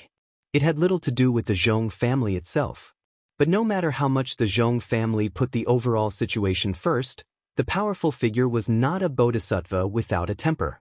He endured it when his nephew was disabled, but a few months later, his son was disabled again. Who could endure it? Even if the Zhong family could endure it, in this situation, he had to do something to maintain his authority and vent the anger that had been suppressed for months. And all the anger and resentment of this big shot would pour out on Li Tianlan without reservation. How could Li Tianlan, who was originally in Huading, bear the anger of a leader of Zhongzhou state and the top leader of Huading? Li Tianlan was still expressionless, but the human emperor had slipped from his sleeve and was tightly held in his hand. "You talk a lot of nonsense," Li Tianlan said coldly. Gu Youlan's pupils shrank slightly. Her voice was still delicate as if she was acting coquettishly, but the words she said were not polite. "Get out of here before I change my mind. If I really want to play with you, I'm afraid you can't leave today. Isn't it good to live a few more hours?" "How arrogant you are." Standing behind Li Tianlan, Li Beidian could not help but sneer. Those who don't know might think that Kunlun City is invincible in the world. "Today, I just want to play with you, little girl of Kunlun City. So, do you dare to play?" Even if Kunlun City is not invincible in the world, it doesn't take much effort to deal with Mount Shu. Li Taishu, don't pretend to be the great void sword master in front of us. Even pretentious Cheng has behaved. Don't you know what you should do? Tan Shilai sneered in a sarcastic tone. Li Tianlan really did not want to argue with these people. But Li Beidian had just started to get angry. He took a deep breath and did not speak. "Tianlan?" Ning Qianqing, who had been silent all the time, suddenly called out in a low voice. Li Tianlan glanced at Ning Qianqing. Seeing that Ning Qianqing's eyes were obviously inquiring, he nodded slightly. There seemed to be no fluctuation in his eyes, but there was a trace of uncontrollable unwillingness and fighting desire in the depths of his eyes. Ning Qianqing took a deep look at him and nodded slightly. The so-called tacit understanding and communication had been completed inadvertently. He had never thought that Qin Weibai, who was a legend in Huading and even in the entire Zhongzhou state, would be Li Tianlan's woman. And he had never thought that Li Tianlan would hit Zhong Xiaofeng so hard. Even if Zhong Xiaofeng managed to survive such an injury, all his bones would be completely shattered and he would become a completely useless person in the future. And the most fundamental reason for all this was that Zhong Xiaofeng had insulted Qin Weibai. But would everything really be so simple? Maybe it was from the beginning. Because of Qin Weibai, Li Tianlan completely disabled Zhong Xiaofeng. But under normal circumstances, everything should have stopped there. Then, they would start to wait for the Zhong family's revenge. But Li Tianlan took the initiative to provoke Gu Yulan and refused to let her go. This was not something that could be explained by impulse or recklessness. Obviously, Li Tianlan was going to do something. Looking at Li Tianlan's response, Ning Qianqing was even more sure of this. Now, he obviously did not want Gu Yulan to stay out of this storm. Instead, he wanted to drag her completely into it. What on earth was Li Tianlan planning when he had just entered Huading? Would such a move be risky when he did not have a thorough understanding of the situation? Ning Qianqing thought quickly in his mind, but the current time did not allow him to come up with a safe answer. Seeing Li Tianlan nod, Ning Qianqing pursed his lips and took a step forward, saying, Mount Shu may not be as good as Kunlun City, but they can still set up a few sword formations. But what does your Azura path have to offer? Even a trash like you has been focused on training. Azura path really has no one in this generation. Tan Shilai, look at how you are licking Kunlun City's boots. Is this the atmosphere in Azura path, which has a long history, now? Tan Shilai's face was full of murderous intent, but he was not angry at all. He just said disdainfully, Ning Qianqing, you are a loser. How dare you comment on me? Ning Qianqing nodded quietly and said without batting an eyelid, I have indeed lost to you before, but do you want to win again? Like I said, as long as you want, I will accompany you at any time. How about a life and death battle? The murderous intent in Tan Shilai's eyes kept jumping, cold and violent. But he forcibly restrained his emotions and turned to look at Gu Yulun, whose expression was calm but hesitant. He and Ning Qianqing could be said to have grown up in the same courtyard. Even if they were not playmates, even if their parents had different standpoints, they were far from treating each other as mortal enemies.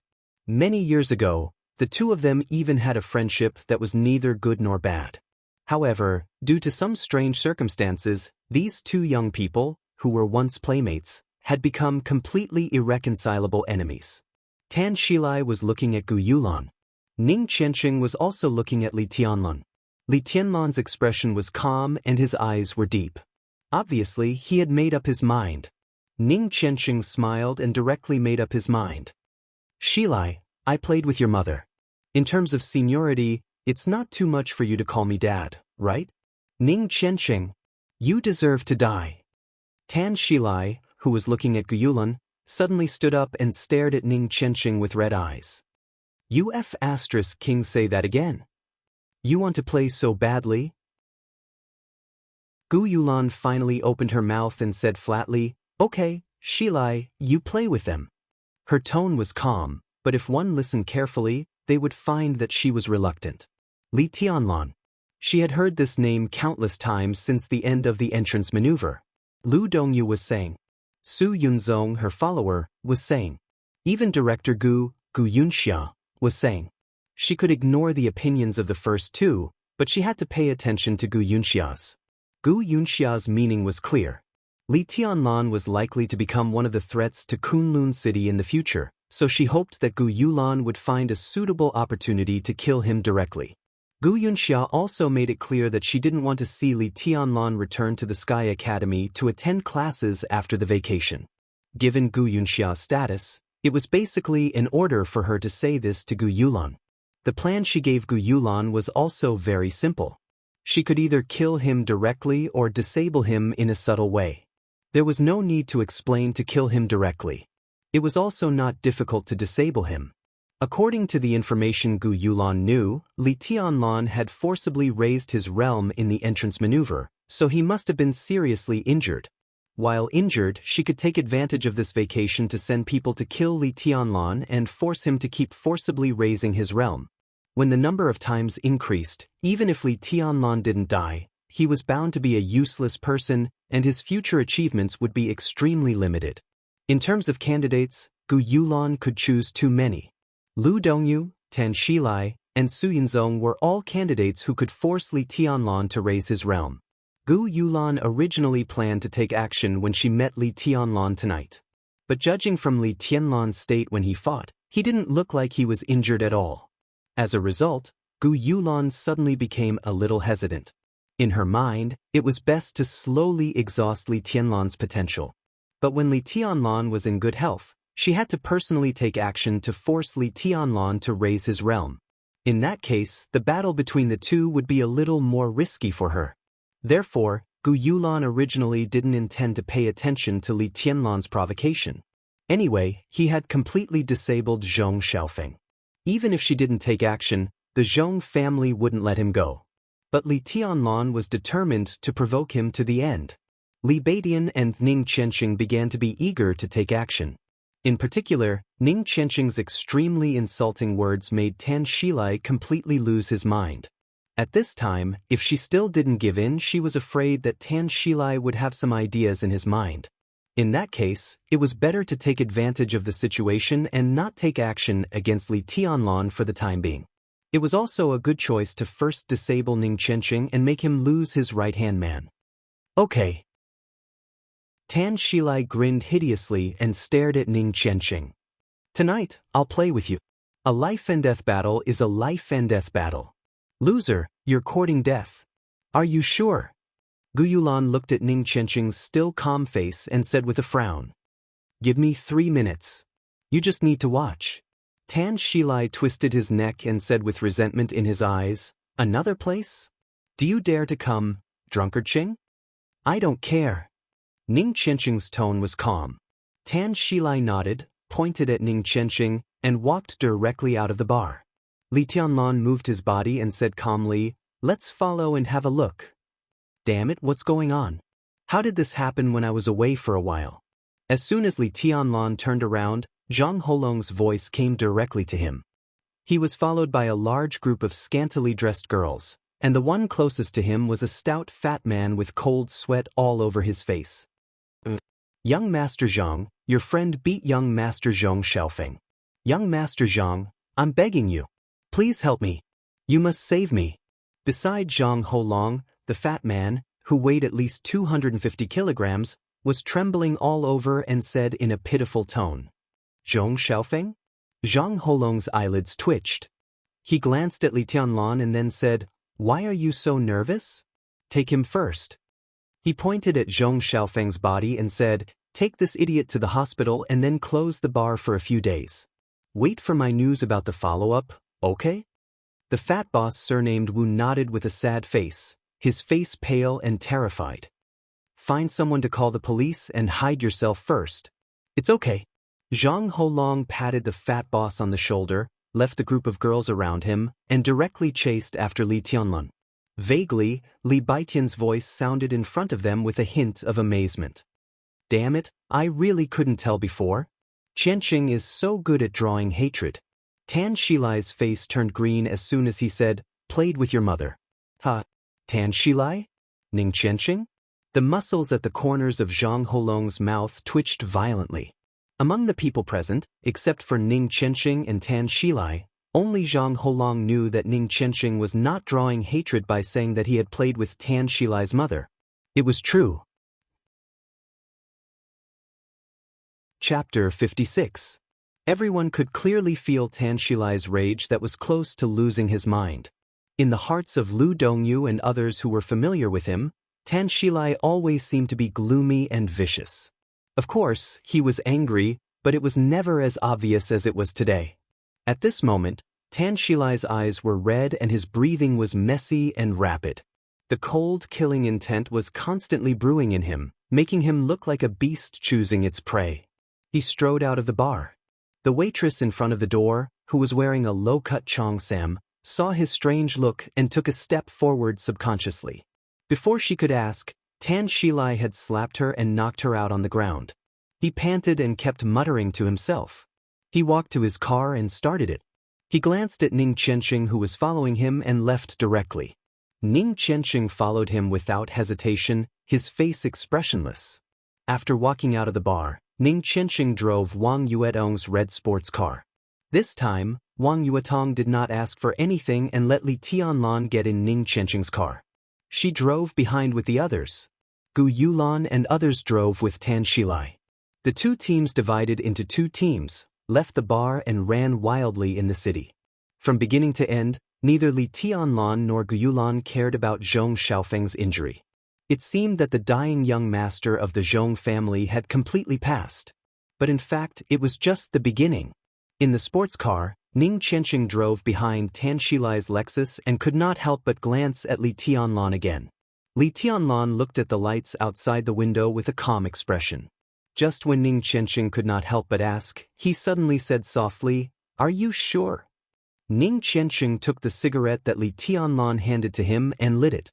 He took a deep breath and said slowly, 100%.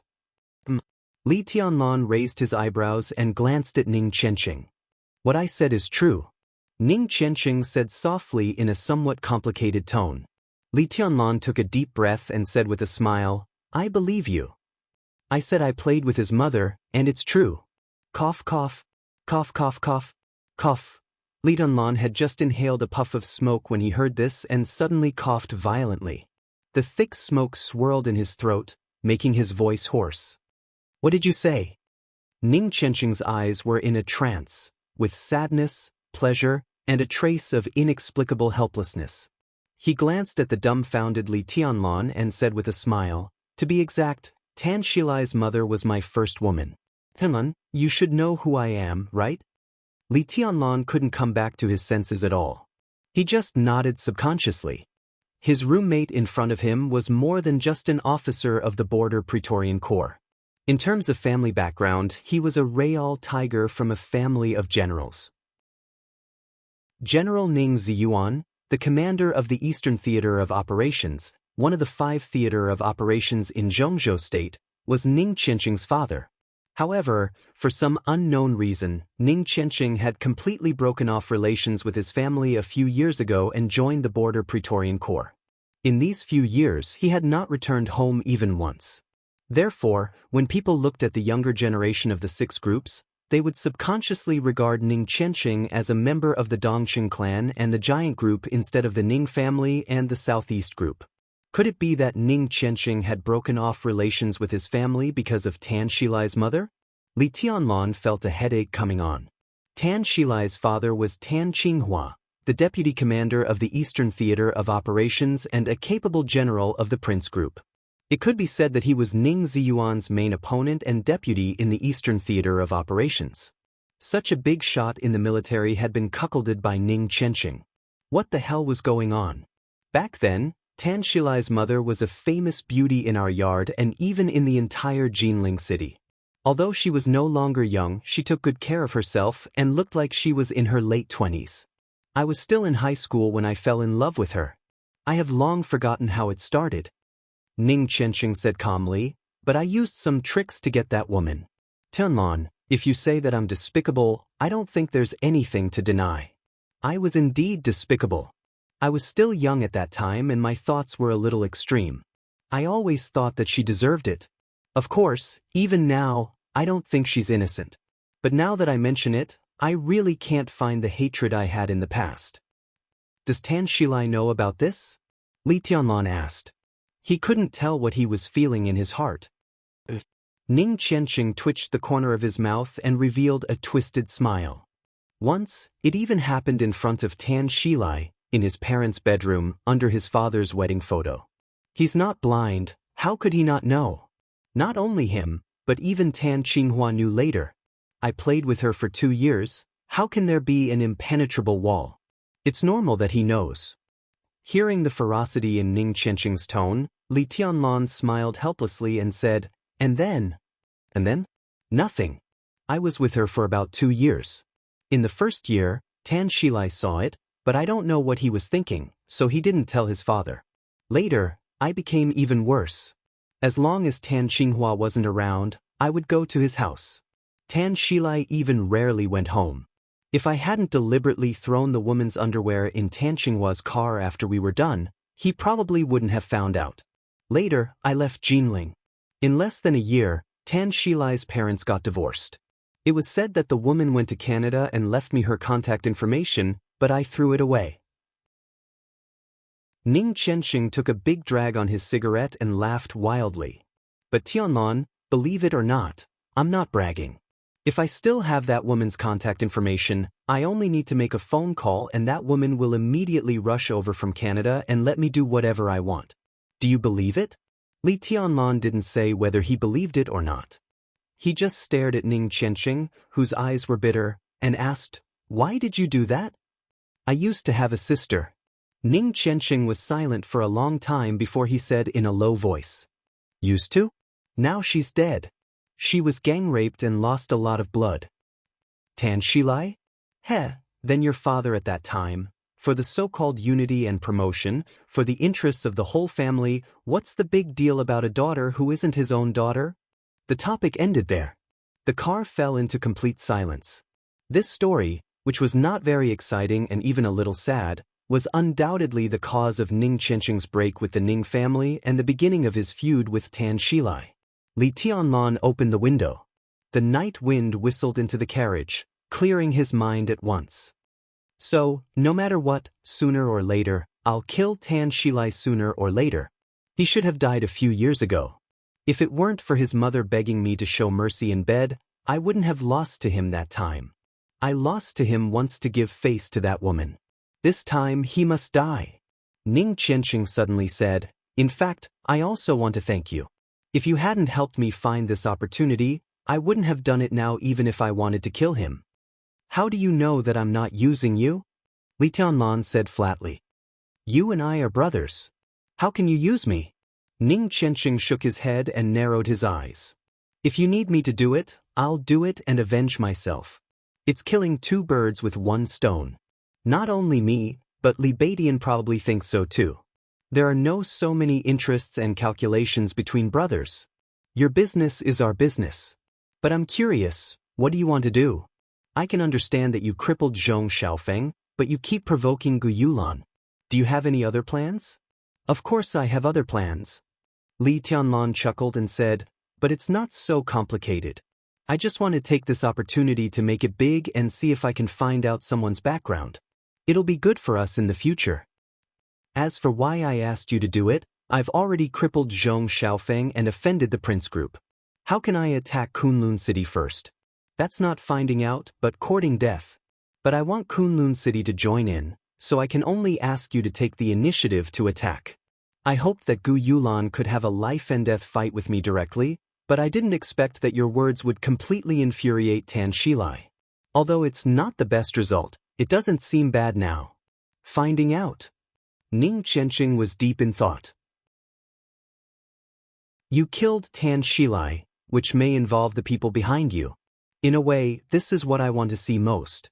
If I only crippled Zhong Xiaofeng, the people behind me may not be willing to protect me. But if one or two other superpowers are involved, the situation will be different. You have the giant group and the southeast group behind you.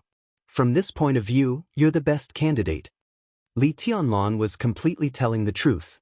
He looked at Ning Qianqing's profile and said frankly, if you don't want to, stop the car now. It's not too late. Ning Qianqing looked at Li Tianlan with a strange look in his eyes.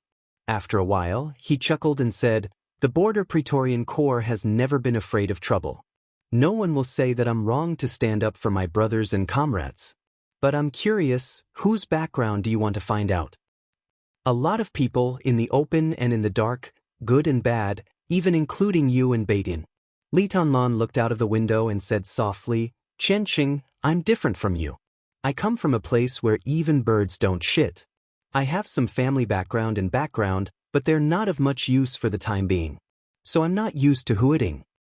You talk about the Wang family of Beihai, the four gods of Zhongzhou State, the six, the Dongqing clan, and Sai City. I really don't understand. Of course, now I understand, but it's no different from not understanding. You can't understand the panic in my heart when I heard you talk about Zhongzhou State. I grew up in Zhongzhou State, but I always felt out of place in the entire Zhongzhou State.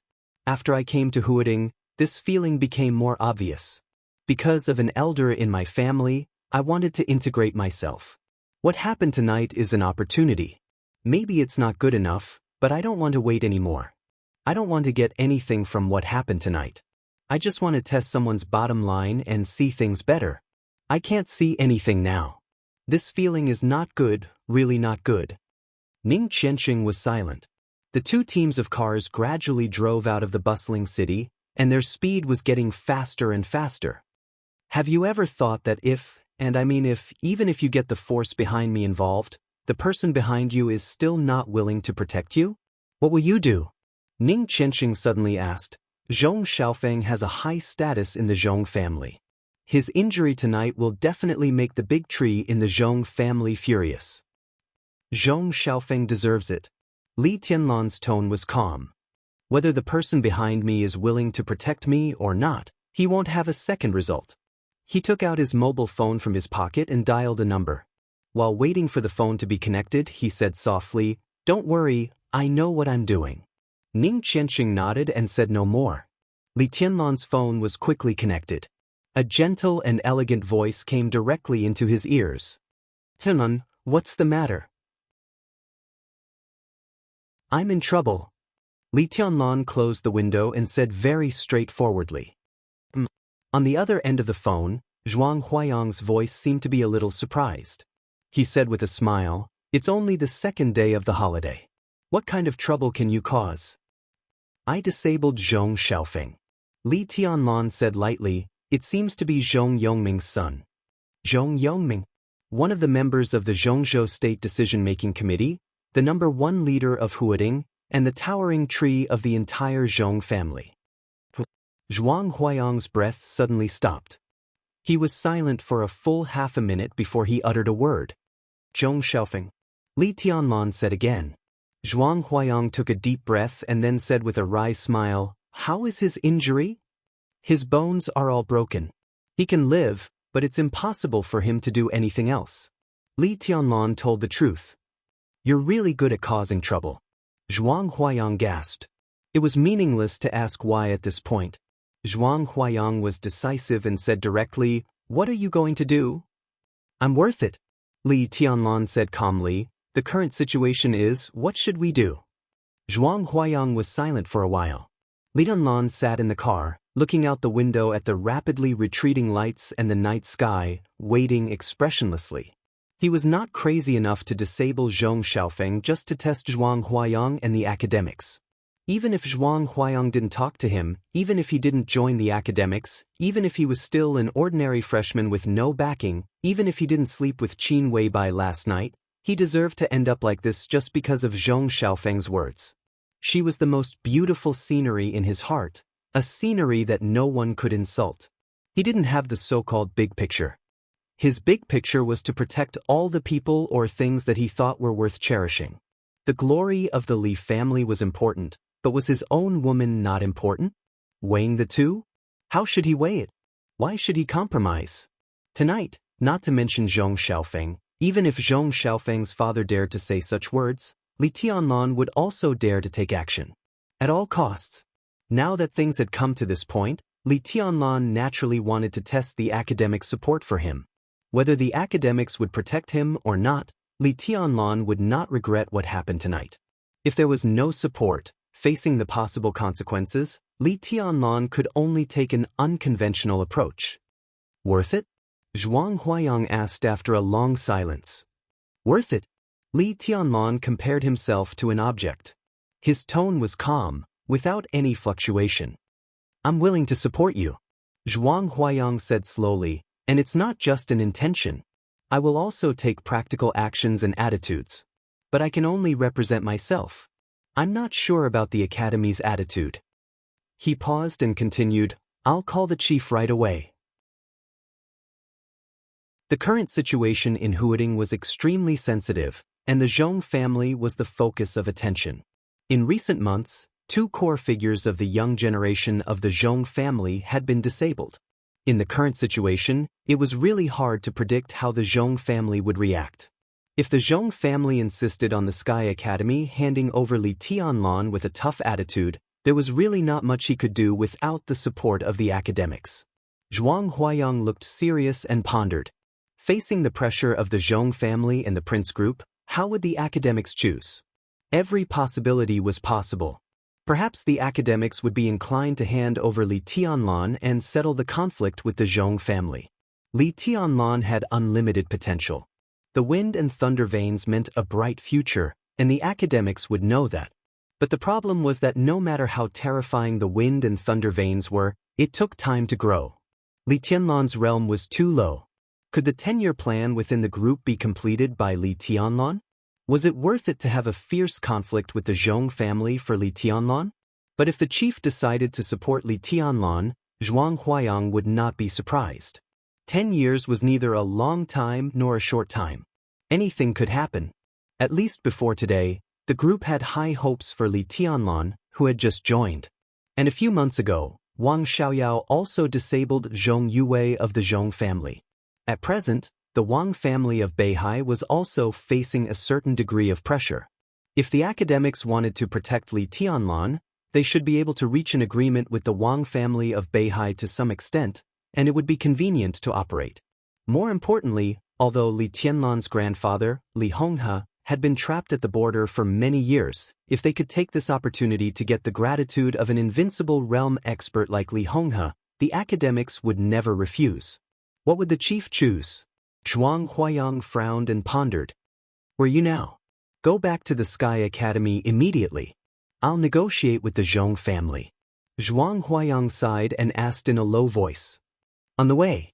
Li Tianlan narrowed his eyes with a smile and said slowly, Qianxing and Tan Shilai have some grievances to settle. A life and death battle. Ning Qianxing, the Dongqing clan. Zhuang Huayang thought of the phone call he received from Zhongyuan province on the first day of school and the strange instructions. His eyes instantly lit up. If this trouble was handled well, not only would it not be a problem for the academic faction, it would even become an opportunity for the academic faction. Open your credit statistics form. I'll go there now. Zhuang Huayang took a deep breath and said in a low voice. Li Dan said, and hesitated. What about the chief? I'll persuade him, try my best. Zhuang Huayang's voice was close to a promise. Li Tianlan was slightly touched. No matter how many inside stories there were about him joining the academics, at least when it came to Zhuang Huayang, the old headmaster was really good to him. He took out a cigarette and lit it, then said with a smile, Headmaster, I'll give you a bargaining chip to make it easier for you to persuade him. Zhuang Huayang, who had gradually figured out some things, was in a good mood. He said with a smile, I know you have a trump card. Tell me. My realm is low, but it wasn't like this before. Li Tianlan looked out of the window and said softly, I once entered the thunder-shocking realm. Although it was only less than half an hour, my realm was real. He paused and continued, I was 17 years old that year, in the desert of Beijiang. Zhuang Huayang subconsciously held his breath, but his heart was beating wildly. A 17-year-old thunder-shocking realm. Li Tianlan slowly opened the watch on his wrist and said, You know what I mean, right? Of course. Zhuang Huayang said without hesitation, It's not hard to guess. Wait for my news. I'll come to you right away. Li Tianlan silently put away his phone, but his eyes gradually focused. The surrounding lights gradually became sparse. In front of the car, Tan Shilai's Lexus finally stopped.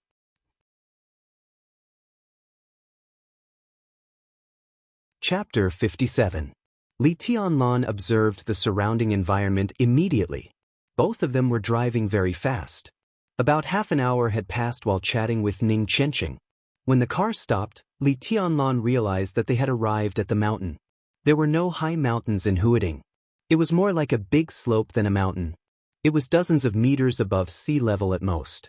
Even standing on the top of the mountain, there was no heroic spirit of climbing high and looking into the distance. The only good thing about this place was that it was quiet. No matter how they fought, no one would disturb them. It was the 15th of the month and there was a full moon in the sky. Far away from the lights, the barren mountain was shrouded in the moonlight and looked bright. Where are we? Li Tianlan's eyes had adapted to the light on the top of the mountain and he glanced around.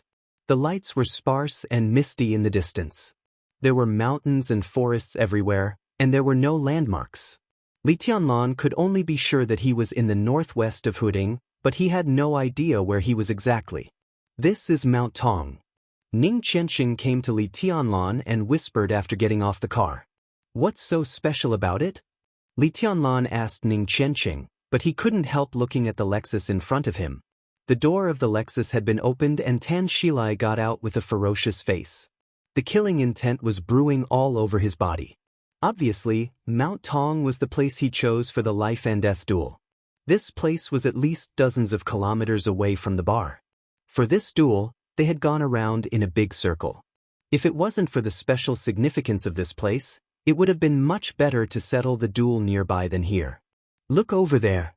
Ning Qianxing smiled and pointed in a direction. Li Tianlan followed his hand and looked over. In his sight, it was a forest bathed in the bright moonlight, but he could vaguely see some lights. That's the base of Huading's Special Operations Bureau. Ning Qianxing explained, it's about 2 kilometers away from here. Huading's Special Operations Bureau. Li Tianlan naturally knew about this hidden and independent agency. In Zhongzhou State, the Special Operations Bureau was nominally under the jurisdiction of the Ministry of State Security and the Ministry of National Defense, but in fact, it was only responsible to Kunlun City, the power center of the special warfare system of Zhongzhou State. Kunlun City was the highest leading institution of the special warfare system of Zhongzhou State, and the Special Operations Bureau scattered throughout Zhongzhou State was the extension of the special warfare system's power. Different from the civilian forces, this unknown institution represented the official voice of the entire special warfare system. Currently, the Special Operations Bureau was a provincial-level unit with one chief and 2 deputies. In theory, there were not many restrictions on the number of personnel. The director enjoyed the treatment of a governor-general, but his existence was kept secret and was not exposed. He was the highest authority in the special warfare system of a province. In some particularly important cities, there would be a special operations division, and the division chief would enjoy the same treatment as the head of the local administration. Huading was not a particularly important city, but one of the most important cities and windows to the outside world in the entire Zhongzhou state. Its political and economic status was higher than that of ordinary provinces. Therefore, the Special Operations Bureau was still set up in Huading, and it was one of the largest Special Operations Bureau in the entire Zhongzhou state. The director was at least an expert at the peak of the thunder-shocking realm, with the rank of general, who enjoyed the treatment of a governor. In the entire Zhongzhou state he was a real bigwig. So? Li Tianlan asked. He did not know what the Special Operations Bureau had to do with this final battle. I'm not from the Eastern Theater of Operations, so I don't know the details. It should be that the elites of the Eastern Theater of Operations are going to carry out a military anti-terrorism exercise with the Special Operations Bureau in Huading in the next few days. This area can be considered as the scope of the exercise. Ning Qianqing looked at Tan Shilai, who was nearby, with pity in his eyes. Now my father and Tan Shilai's father are probably having a meeting in that base. He wants to kill me so that he can take my body to provoke my father, right? At the same time, he can let them vent their anger. What about you? Li Tianlan looked at Ning Qianqing. What will happen if you kill Tan Shilai? Will you take his body there too? Of course I will. What else can I do but run? Ning Qianqing scolded him with a smile.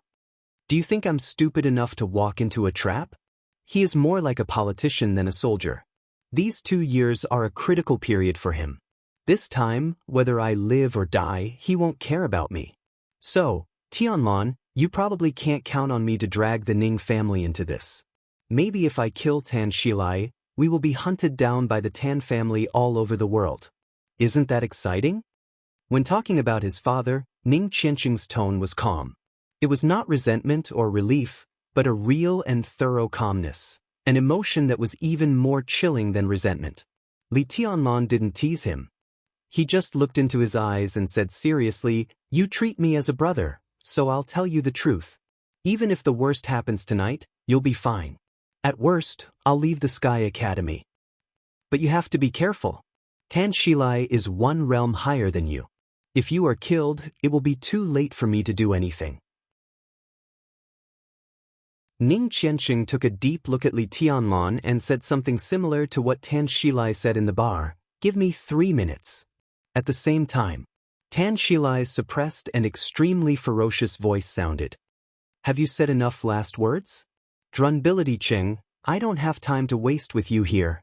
Wang Yuetong and Gu Yulan, who were a little behind, had already driven up the mountain. The 2 teams stood on opposite sides of each other, less than 100 meters away from each other, ready to fight. Ning Qianqing turned around calmly. He thought of his sister who had been closest to him since he was a child. He thought of her innocence, her despair and helplessness when she died, and Tan Shilai's ugliness and viciousness when pretending to be innocent. He thought of the woman's desire and shame when she was under him. He thought of his father, Ning Ziyuan's majesty and indifference at that time. The night wind whistled in the mountain. The bright moonlight shone on the valley.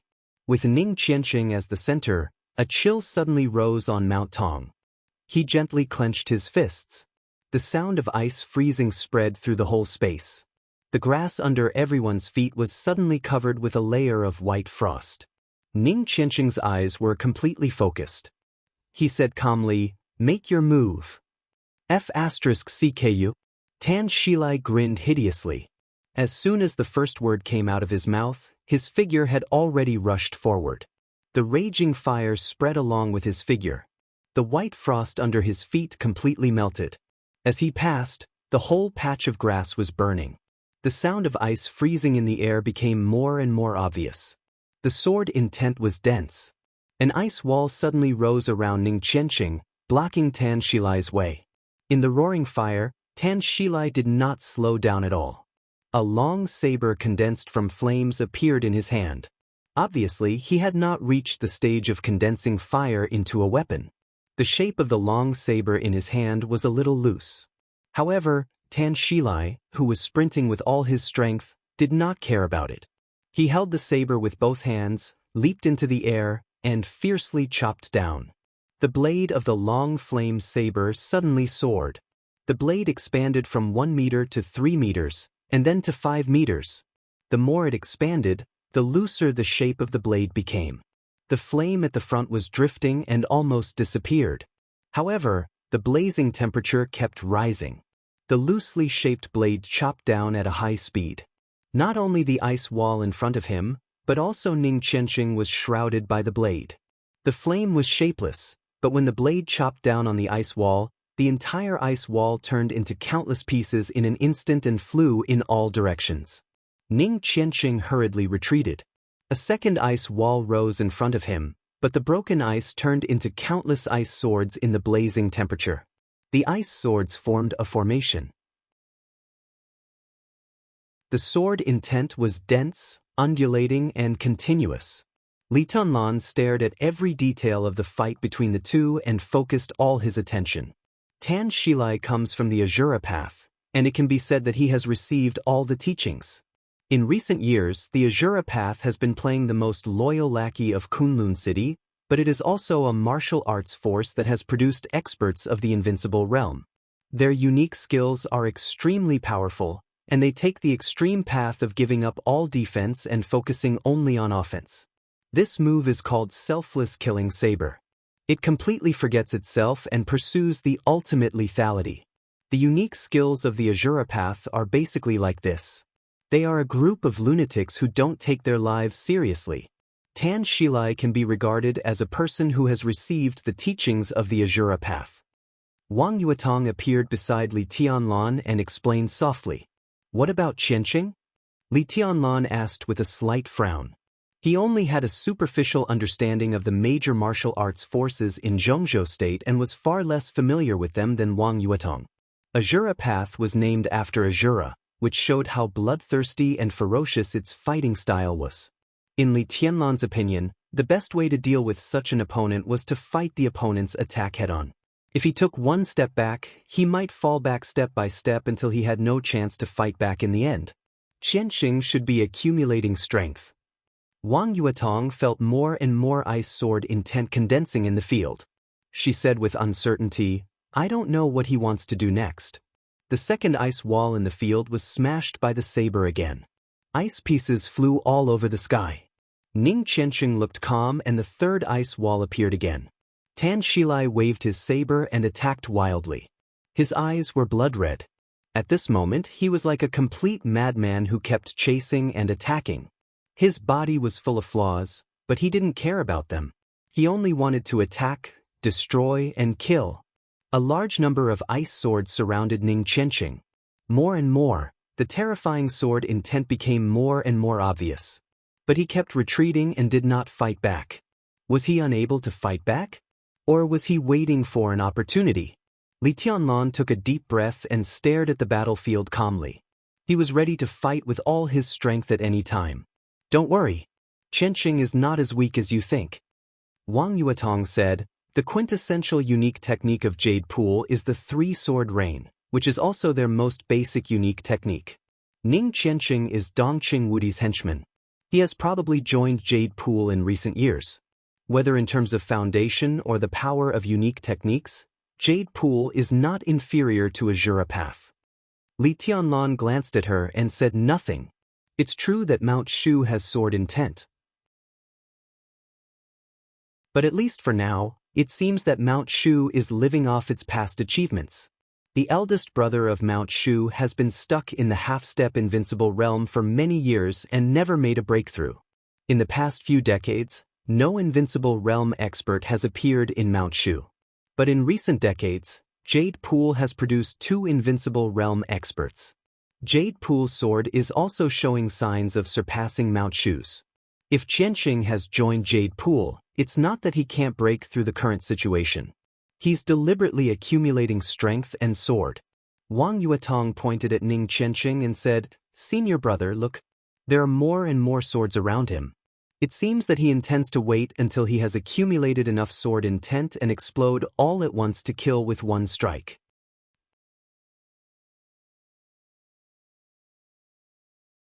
Chapter 58. 2 chapters are published in a row, so there's one more ahead. Don't miss it, the 3rd chapter is at 7 p.m. One outbreak, one fatal blow. Li Tianlan looked at Wang Yuetong and couldn't help saying, "It's quite similar to the unique skill of your Wang family of Beihai. It's just similar in appearance." Wang Yuetong shook her head. "The essence is completely different. It's like a fight between ordinary martial artists who haven't entered the 4 realms of martial arts. The same punch and kick can be exerted in different ways." The 5th ice wall was broken. Li Tianlan was about to speak when his pupils suddenly contracted. Ning Qianqing, who had been holding back, suddenly took a step forward. Counterattack. A large number of ice swords whizzing around him straightened in an instant. All the ice swords lined up neatly and rushed toward Tan Shilai like a torrent. It was one of the 3 sword rains of Jade Pool. Floating sword rain. This was almost the most orderly sword rain that Li Tianlan had ever seen. It was so dense that it looked like a disciplined army or a delicate and magnificent sword formation. The wind in the night had completely disappeared. Everyone could only hear the fierce whistling of countless sword rain piercing through the air. It was bone-chilling and full of killing intent. The first ice swords that rushed to Tan Shilai exploded almost at the same time. The sword rain behind them was endless, hitting the flames on Tan Shilai's body one after another. Tan Shilai was still moving forward. The flames on his body were extinguished, and the long flame saber in his hand was blurred. But he was still moving forward without stopping. Li Tianlan sighed softly. Tan Shilai's character aside, at least his dedication to martial arts and fighting was impressive enough. Despicable. Wang Yuetong's expression suddenly changed and she shouted angrily. In the center of the battlefield, Tan Shilai, who was getting closer and closer to Ning Qianqing, suddenly strode forward. "Bastard, go to hell." He suddenly laughed wildly and raised the blade in his hand. As he raised his arm, the originally blurry flaming long saber in his hand suddenly became several times more condensed than before. At the same time, the 2 of them were surrounded by rolling flames, and several huge flaming sabers appeared out of thin air.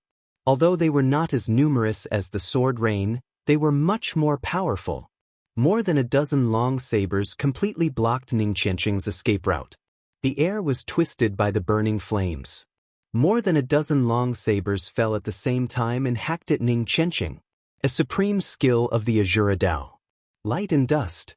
It was a name that didn't sound very sharp, but it was the best move in the Azura path to seal the enemy. The most important thing was that this move could not be used by an expert who had just entered the fire-flaming realm. Tan Shilai is not only in the breakthrough phase of the fire-flaming realm. He has broken through, so he should be in the stabilization phase now. Only in this way can he barely use the move light with dust. Wang Yuetong said in a hurry. Li Tianlan subconsciously took a step forward. But as soon as he took a step, a line of fire suddenly appeared in front of him. The line of fire quickly rose and turned into a curtain of fire. Gu Yulan stared at him from a distance, but her voice rang clearly in his ear. "Do you want to die?" Wang Yuetong pulled Li Tianlan's hand and said softly, "Don't worry, Qianqing may not lose." Li Tianlan gritted his teeth slightly, ready to go all out at any time. In his line of sight, Ning Qianqing suddenly let out a furious roar as he faced the flaming long sabers coming at him from all directions. The rain of swords whistled and surged, shooting in all directions. At this moment, he had also given up on defense and directed all of his swords towards the flaming blades in the air. No retreat. Ning Qianqing did not retreat at all. Instead, he went straight forward. An expert at the peak of the ice-condensing realm who had no defense ability was attacking an expert in the fire-flaming realm. Tan Shilai's eyes suddenly lit up with excitement. He laughed and stretched his limbs. A burst of crackling sounds rang out in his body. In an instant, Tan Shilai was completely wrapped in a large area of flames. Blood-bathing Azura. Wang Yuetong and Li Beidian spoke at the same time. Li Tianlan did not know what blood-bathing Azura was, but he could see how powerful this unique skill of Tan Shilai's was. To be exact, this was not a unique skill that could instantly increase the lethality, but a unique skill that could improve one's fighting state. At least in a short time, all the joints and muscles in Tan Shilai's body would be fully mobilized, making his strength and speed more terrifying. This was also a way of burning potential. How long this state could last completely depended on the user's willpower and physical strength. The Li family also had a similar unique skill. But this move, blood-bathing Azura, focused on combat strength and needed to burn potential. The unique skill of the Li family, on the other hand, focused on momentum. Pure momentum consumed willpower. The distance between the two sides was instantly shortened. Only Tan Shilai's roar could be heard on the battlefield. Blood-bathing Azura could be said to be the core inheritance of Azura Path. It could be used from the fire-flaming realm to the invincible realm. In a short time, his bones and muscles had been used to the extreme. Intense pain spread all over his body. Almost in the blink of an eye, the intense pain made Tan Shilai completely lose his mind. He only wanted to fight and completely tear all the opponents in front of him to pieces.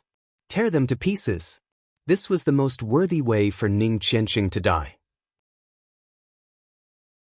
Only by dying like this could Tan Shilai wash away the shame he had suffered over the years. The long flame saber in the air disappeared. The sword rain disappeared. The moment the two were about to collide, a thin layer of ice suddenly appeared on Ning Qianqing's body. The thin ice melted and condensed. The flame went out and burned again. Their bodies collided fiercely. Ice and fire splashed in an instant. The sound of fists and feet colliding suddenly rang and disappeared. In Tan Shilai's hoarse roar, Ning Qianqing's figure flew out of the fire directly, and he spat out a large mouthful of blood. Qianqing! Li Tianlan stepped over the fire curtain and was about to attack with all his strength. It happened almost at the same second.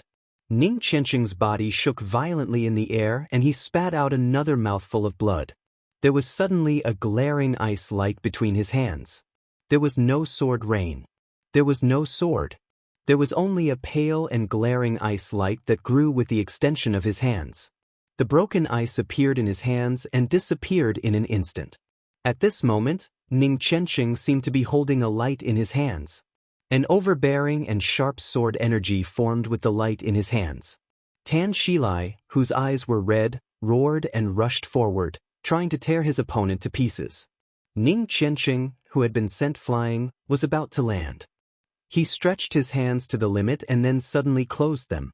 In an instant, there seemed to be a pale rainbow shooting out from between his hands.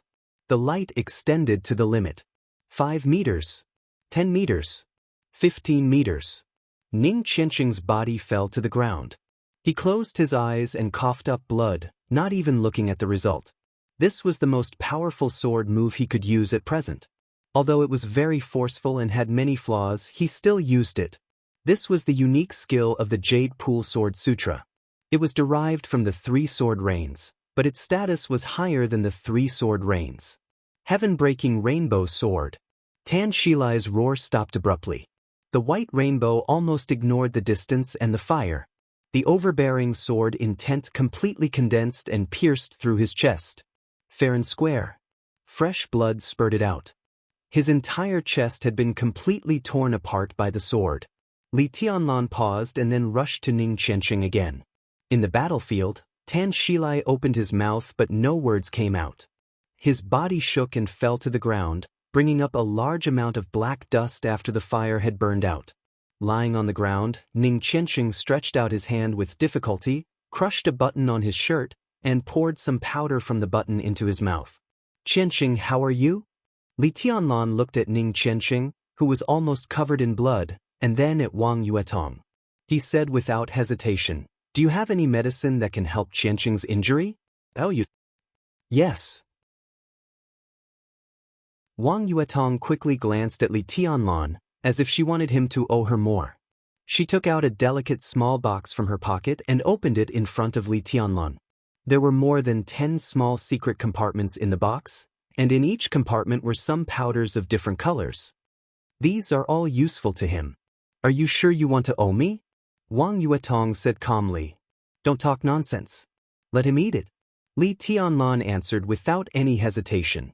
Wang Yuetong's eyes flickered slightly and she directly handed the small box to Li Tianlan. The corner of Ning Qianqing's mouth moved. Before he could say anything, Li Tianlan had squatted down and poured every kind of powder in the box into his mouth. "I'm a spendthrift. I won't die." Ning Qianqing finally spoke in a weak voice. "Don't talk so much and take care of your injury," Li Tianlan said crisply, his tone almost like an order. Ning Qianqing shook his head slightly and said softly, "I'm going to call the marshal." At this time, he did not choose to call his father, Ning Ziyuan, the commander of the Eastern Theater of Operations of Zhongzhou State. Instead, he chose to call the marshal of their border Praetorian Corps. He took out his cell phone, dialed a number, and waited quietly for the call to be connected. Li Tianlan squatted on the ground and raised his head subconsciously. The moonlight above the firmament was crystal clear, bright, and gentle. In an environment that seemed to have calmed down, Li Tianlan's heartbeat gradually accelerated. He could clearly feel that for him, it was a different story. The storm was approaching. The general trend was approaching. Thank you for your support.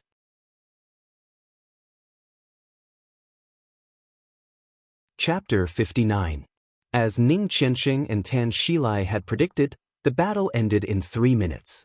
Both of them had accurately estimated the time, but Tan Shilai had guessed the wrong result. The whole battlefield was silent. After the battle of life and death, the winner and loser were clear, but no one cheered or felt pain.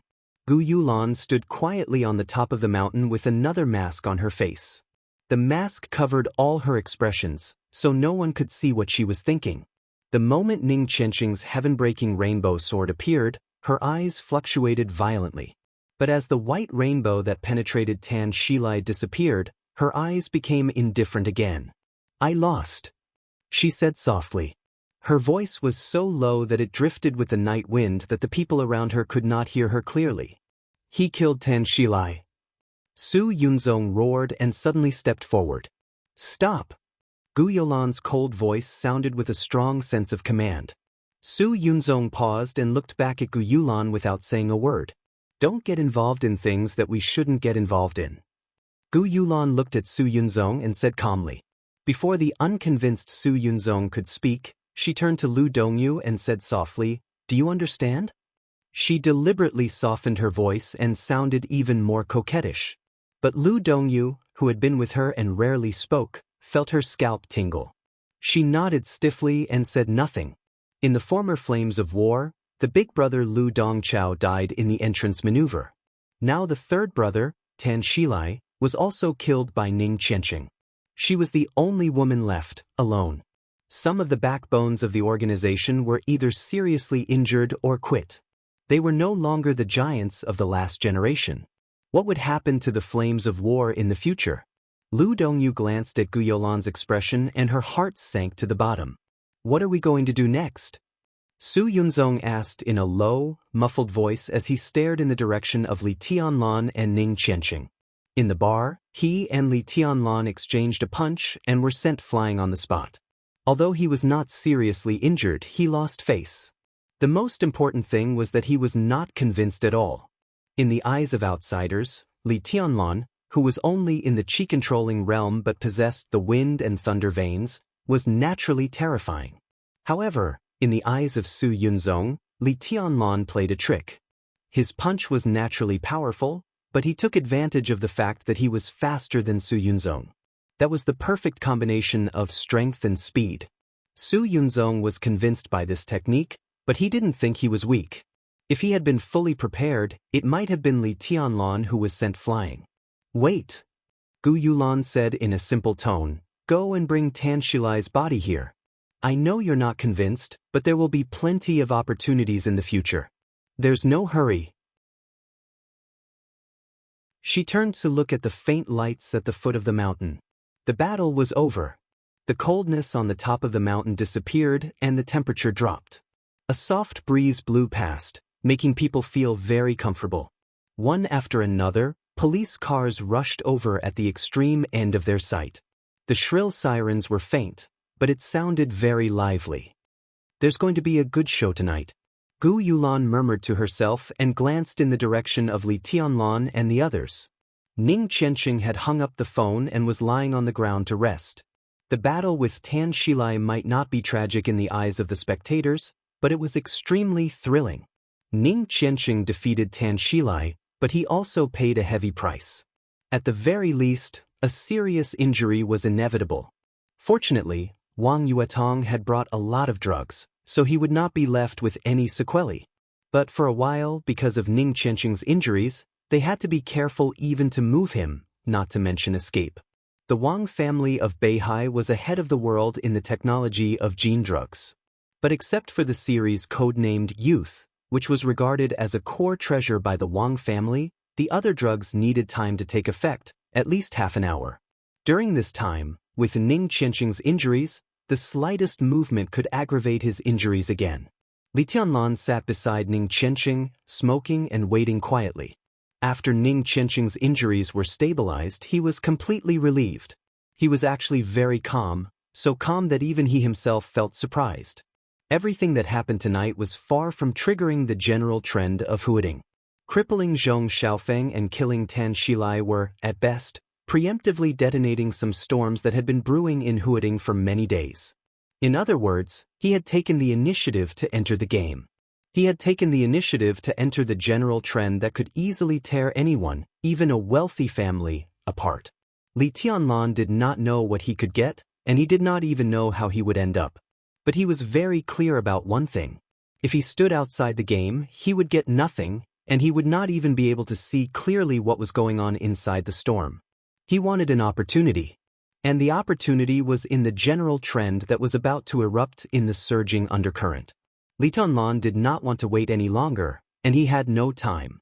No one could understand the fear and depression in his heart when there was no one around in the middle of the night.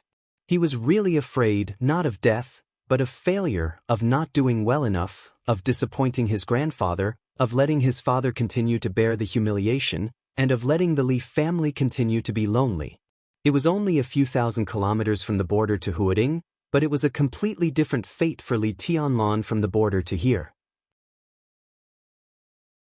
In less than a month, the Wang family of Beihai, Dongqing Clan, Kunlun City, 6, Jade Pool of Mount Shu, Sai City, and other behemoths that were powerful enough to influence the general trend of Zhongzhou state appeared in front of him one after another in a flourishing atmosphere, either overtly or covertly. Li Tianlan could maintain his composure on the surface, but the pressure in the dark almost made him breathless. That was the feeling of destiny quietly approaching, which could not be resisted and could not be resisted. The undercurrent in Huading was surging. The danger seemed to be extremely far away from Li Tianlan, but the opportunity was also extremely far away from him. He knew that he had to join the game, even if he was smashed to pieces, even if he was doomed eternally. Because in this game, there was an opportunity that he needed. If the academics were willing to give him enough support, if he could become the survivor of this game, then the entire Li family would start over. This was the first step. It might not be stable, but he had no choice. Was he going to walk into a hopeless situation? Then he would walk into a hopeless situation. Li Tianlan suddenly smiled. All his decisions tonight were extremely crazy, but his heart was unprecedentedly calm. Coming back from the jaws of death, he muttered to himself in a low voice, his tone erratic. What? Ning Qianqing, who was lying beside him, opened his eyes and looked at him and asked. Nothing. Li Tianlan shook his head and looked at Ning Qianqing. Suddenly he squinted and smiled. The sword intent of the last sword is so great that its power is no longer at the ice-condensing realm, but directly into the fire-flaming realm. Should I congratulate you? One more meditation, Ning Qianqing said. Ning Qianqing said. He had been stuck at the peak of the ice-condensing realm for more than 2 years, and his realm was almost perfect. Tonight's battle could be said to be the ultimate release of all his combat strength. On the brink of life and death, he got his revenge. Now, he was only one meditation away from the fire-flaming realm, and it would not take long. It's not easy. Li Tianlan's eyes were sincere. Congratulations. Yeah, congratulations. Li Baitian's somewhat sour voice sounded. I was originally ranked ahead of you, but I didn't expect you to break through first. I'm still missing an opportunity. I don't know how long I'll have to wait. For any genius, entering the fire-flaming realm from the ice-condensing realm was a real threshold. In the 4 realms of martial arts, the chi-controlling realm and the ice-condensing realm mainly pursued strength, speed, and explosive force. But to transform tangible and tangible ice into intangible and intangible fire required extremely focused willpower. Only by crossing the fire-flaming realm could one be considered a real expert. This was the consensus of the Dark World. Any genius could be stuck at this threshold. It was normal for a few months or even a few years. But once this threshold was crossed, a warrior's strength, speed, explosive force, willpower, and physical coordination would develop in a perfect direction, and he would sprint towards the thunder-shocking realm step by step. If entering the fire-flaming realm from the ice-condensing realm was the threshold, then entering the thunder-shocking realm from the fire-flaming realm was the gap. For countless years, countless geniuses stood outside this gap and could not even take half a step forward in their lives. Only a few people who easily crossed this gap were called real geniuses. For these real geniuses, the thunder-shocking realm was their life's peak of martial arts. Entering the invincible realm from the thunder-shocking realm was a natural moat. No one could accurately describe what kind of state could allow one to enter the invincible realm. Only they themselves knew the scenery of the invincible realm. That realm was so mysterious that even the most basic teaching couldn't be done. Therefore, in a general sense, although martial arts were divided into 4 realms, only the fire-flaming realm was the real beginning. After the fire-flaming realm, the scenery of ascending to heaven step by step was also the goal that all martial artists pursued tirelessly. Li Baidian was also in a state where he could break through at any time but was just a step away. Now that he saw Ning Qianqing was 1 step ahead of him, it would be a complete lie to say that he was not envious and jealous. What are you jealous of? Ning Qianqing was not polite to Li Baidian at all.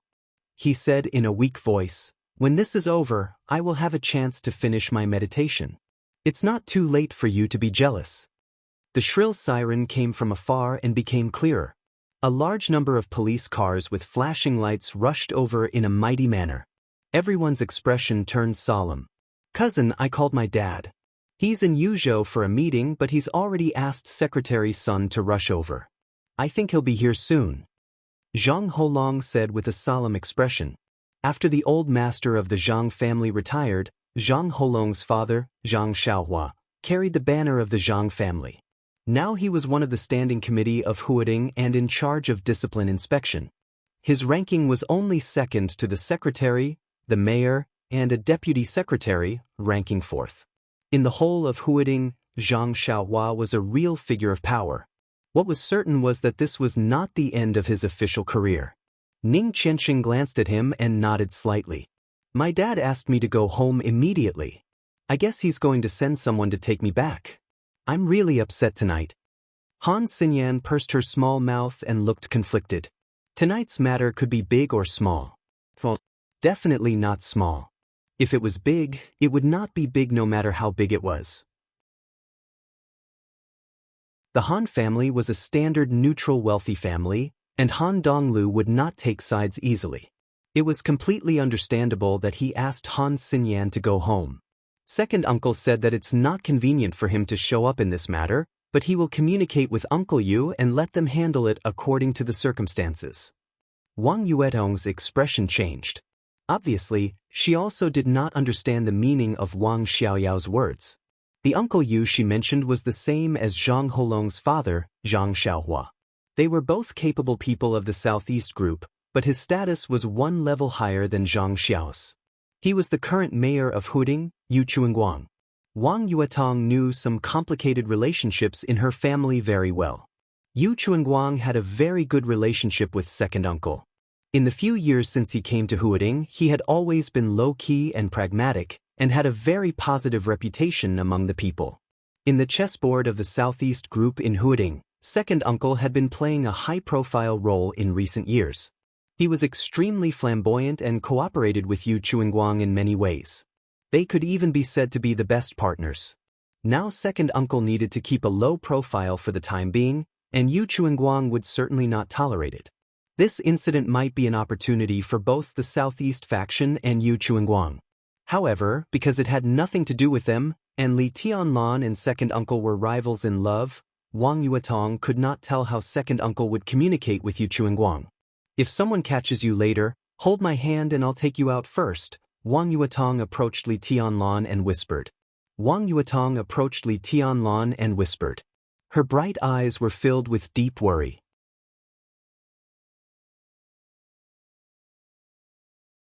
Chapter 60. Wang Yuetong was not worried about Ning Qianqing. These police cars were obviously here because of Zhong Xiaofeng, and their target was Li Tianlan. As for Ning Qianqing killing Tan Shilai, the police must not have received the news.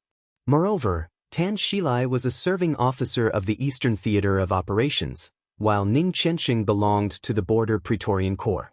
It was not appropriate for the police to handle such a case, so it was most likely to be handled by the military. The base of Huding Special Operations Bureau was a few kilometers away. Tan Shilai's father and Ning Qianqing's father were having a meeting there. It should be Huding Special Operations Bureau to arrest Ning Qianqing and temporarily detain him for one night. One night was not a short time, but once Ning Qianqing entered the Special Operations Bureau, he would be under the eyes of his father, Ning Ziyuan. No matter how stiff the relationship between father and son was, Ning Ziyuan could not watch his son being skinned and pulled out. Even if he was determined to do so, others would not dare to do so. By the end of the night, the Border Praetorian Corps would have already responded and there would be more room for negotiation. Wang Yuetong was most worried about Li Tianlan. She did not know what his background was. According to Yu Qingyan, he was just a junior of Yu Donglai's old comrade in arms. This was definitely not true. If it was true, at least Qin Weibai's appearance could not be explained. But in her short contact with Li Tianlan, she did find that this senior brother did not seem to have a strong background. If he was taken away by the police tonight, she was almost sure that before dawn, Li Tianlan would die miserably. To the public, it could even be said that he committed suicide to escape punishment. I'll take him out first and think of a way. Wang Yuetong thought silently and subconsciously reached out to hold Li Tianlan's hand tightly. Don't worry. Li Tianlan was touched, but his tone was still calm. The headmaster will be here soon. The headmaster? Wang Yuetong was stunned and then her eyes widened. Headmaster Zhuang Huayang? Li Tianlan nodded and said, Wang Yuetong breathed a sigh of relief. She was not the only one who breathed a sigh of relief. Li Beidian and Ning Qianqing also felt relieved. Ning Qianqing coughed and wiped the blood from the corner of his mouth. He forced a smile and said, if he had come fast enough, I could have suffered less tonight and followed him to the Sky Academy to take refuge. It's just a delay. Leave it to me. Wang Yuetong said softly, Hold long and I will handle it. Feeling relaxed, she became very interested in Ning Qianqing's last move. Looking at his relaxed expression, she suddenly asked, Qianqing, was that the move you used just now, the heaven-breaking rainbow sword of Jade Pool? Ning Qianqing nodded slightly. There was nothing to hide. As he entered the fire-flaming realm in the future, he would fight more and more. This move was no secret at all. Your main sword style? Wang Yuetong blinked her bright eyes and became more curious. All the unique skills of the Jade Pool were derived from their most basic three-sword storms. The 3 sword storms were the overall framework of the Book of Sword of the Jade Pool. After the 3 sword storms came the famous 7 swords of the Jade Pool in the Dark World. The sky-splitting rainbow sword was one of the 7 swords. The Book of Sword of the Jade Pool with a total of 10 moves was broad and profound. Any core disciple would learn the 3 sword storms of the Jade Pool first. It was more of a choice than a study. The 3 sword storms were the easiest to master and the most difficult to master. All the core disciples of the Jade Pool would choose one of the 3 sword storms as their main sword rain when learning the Book of Sword of the Jade Pool. This was their first choice. After that, they would choose the sword style of the 7 swords of the Jade Pool, which was also the most powerful move in their lives. It didn't mean that they only knew one move.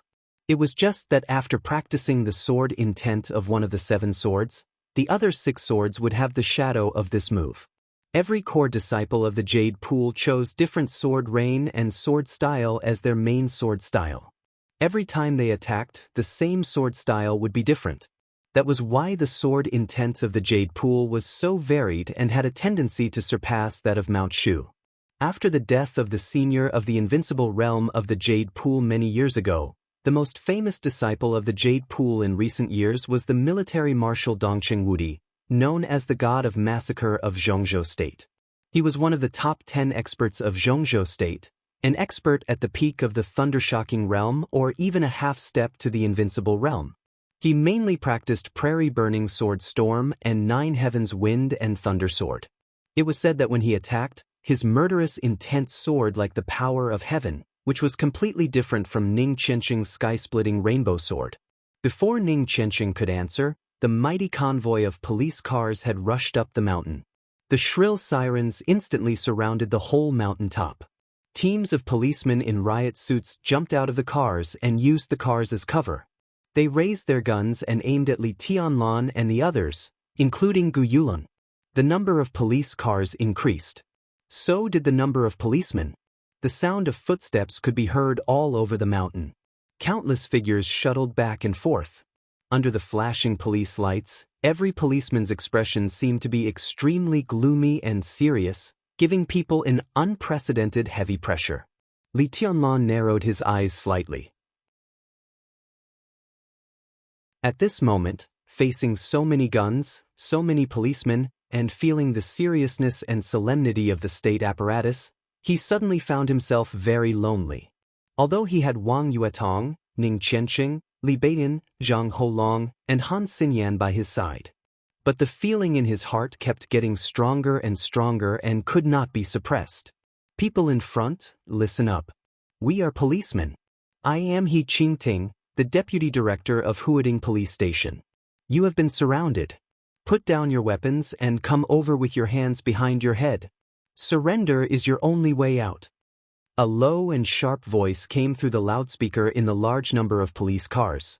Surprisingly, the voice turned out to be a female voice. The female voice was getting closer and closer. A female figure in a police uniform appeared directly in front of the policeman. Her eyes were dignified and serious. The woman was about 30 or 40 years old. She had short hair and was tall and even a little strong. She was not ugly, but combined with her strong figure, she could not be called a beauty. She could only be described as a very domineering woman. She held the loudspeaker and glanced around. When she saw Gu Yulan and the others, she directly waved at them. Then she turned to Li Tianlan and the others and said angrily, "Put your hands behind your head and squat down." No one moved, no one put their hands behind their head, and no one squatted down. Wang Yuetong, who was standing beside Li Tianlan, whispered, "Senior brother, don't underestimate this woman. She is one of the mad dogs raised by the Zhong family in Huading. She graduated from the Sky Academy and used to serve in a special warfare squadron in Yuzhou. She was transferred here by the Zhong family to be the deputy director of Huading Police Station. She has bitten many people in recent years and has a very firm stand." Li Tianlan nodded slightly. In his sight, the strong He Qingting had already strode over with 2 policemen. She didn't pull out her gun, but her steps were firm and full of courage. "Deputy Director He, isn't it inappropriate to make such a big scene to deal with us young people? Take a look for yourself." There are hundreds of police officers armed with live ammunition. Those who don't know would think that you're encircling terrorists. As He Qingting walked in, Wang Yuetong took the initiative to speak before He Qingting could speak. At this moment, she was still holding Li Tianlan's hand, but her modesty and nobility were vividly displayed. "Who are you?" He Qingting glanced at her and asked bluntly in a harsh tone. "My name is Wang Yuetong." Wang Yuetong glanced at her and said lightly, "When I have dinner with Mayor Yu another day, I will tell him the truth about Deputy Director He's action tonight and let him know the prestige of the Huading police." "Wang Yuetong, Mayor Yu." He Qingting's expression changed as if she was a little fearful. He looked at Wang Yuetong and asked, "Did you beat Zhong Xiaofeng?" Wang Yuetong's heart moved and she was about to admit it. "It was me." Li Tianlan smiled and directly stopped Wang Yuetong's words. In any case, he could not let Wang Yuetong bear the responsibility for this matter. He dared to do this, so he was prepared to bear all the consequences. "Director, there was a murder here. The victim is—" A police officer strode over, hesitated for a moment, and then whispered the identity of the victim in He Qingting's ear. The look in He Qingting's eyes changed for a moment. She looked at Li Tianlan with pity, as if she was looking at a dead man. "Did you kill him too?" He Qingting asked. "It was me." Behind her, Ning Qianqing's weak voice sounded, "I killed him." "Very good. You're loyal." He Qingting gave a grim smile and suddenly waved her hand. "Cuff them up and take them away. Shoot anyone who dares to resist." He did not intend to ask the identity of these people, because it would be difficult to explain. Moreover, tonight he came with the order of her behind-the-scenes boss. Except for Wang Yuetong, it seemed that there was nothing worth being afraid of among the several people present. "I advise you to wait." Li Tianlan looked at He Qingting and chuckled. "Otherwise, you may not be able to bear the consequences." The wristwatch on his wrist was vibrating slightly. It was a signal from Zhuang Huayang, indicating that he was nearby and had even arrived at the scene. The transmission distance of this signal vibration was only 200 meters. As long as Zhuang Huayang came, at least nothing would happen tonight. He Qingting narrowed her eyes and suddenly spat on the ground. She sneered and said, "Who the F*** do you think you are? How dare you talk to me about the consequences?" "He is my man." A cold and ethereal voice suddenly sounded, crisp and sweet like a fairy's voice. Li Tianlan suddenly raised his head. Qin Weibai's figure appeared together with Zhuang Huayang. She walked through the crowd and quickly came to He Qingting, whose face was a little stiff. She slapped her hard in the face. It was a crisp slap. He Qingting's body suddenly staggered. She covered her face with her hands and her eyes were filled with rage. "Who the F*** do you think you are? How dare you take my man away?" Slap. After slapping the left cheek, she slapped the right cheek. Qin Weibai's delicate and perfect face was completely cold. After slapping He Qingting twice in a row, she stood beside Li Tianlan and continued, "Who the F*** do you think you are? How dare you take my man away?" He Qingting's eyes were wild. She was about to slap back regardless of the consequences when Qin Weibai struck again. She raised her arm and pressed an oversized pistol directly against He Qingting's head. The force was so great that He Qingting's entire head was jerked backward. Qin Weibai's face was expressionless. Her delicate body was straight and her long hair casually draped behind her head fluttered backward with the mountain wind. She held the pistol with one hand and her finger was tightly on the trigger. Her eyes were cold and indifferent, and her whole person was filled with an indescribable strength and dominance. Like a goddess. Like a queen.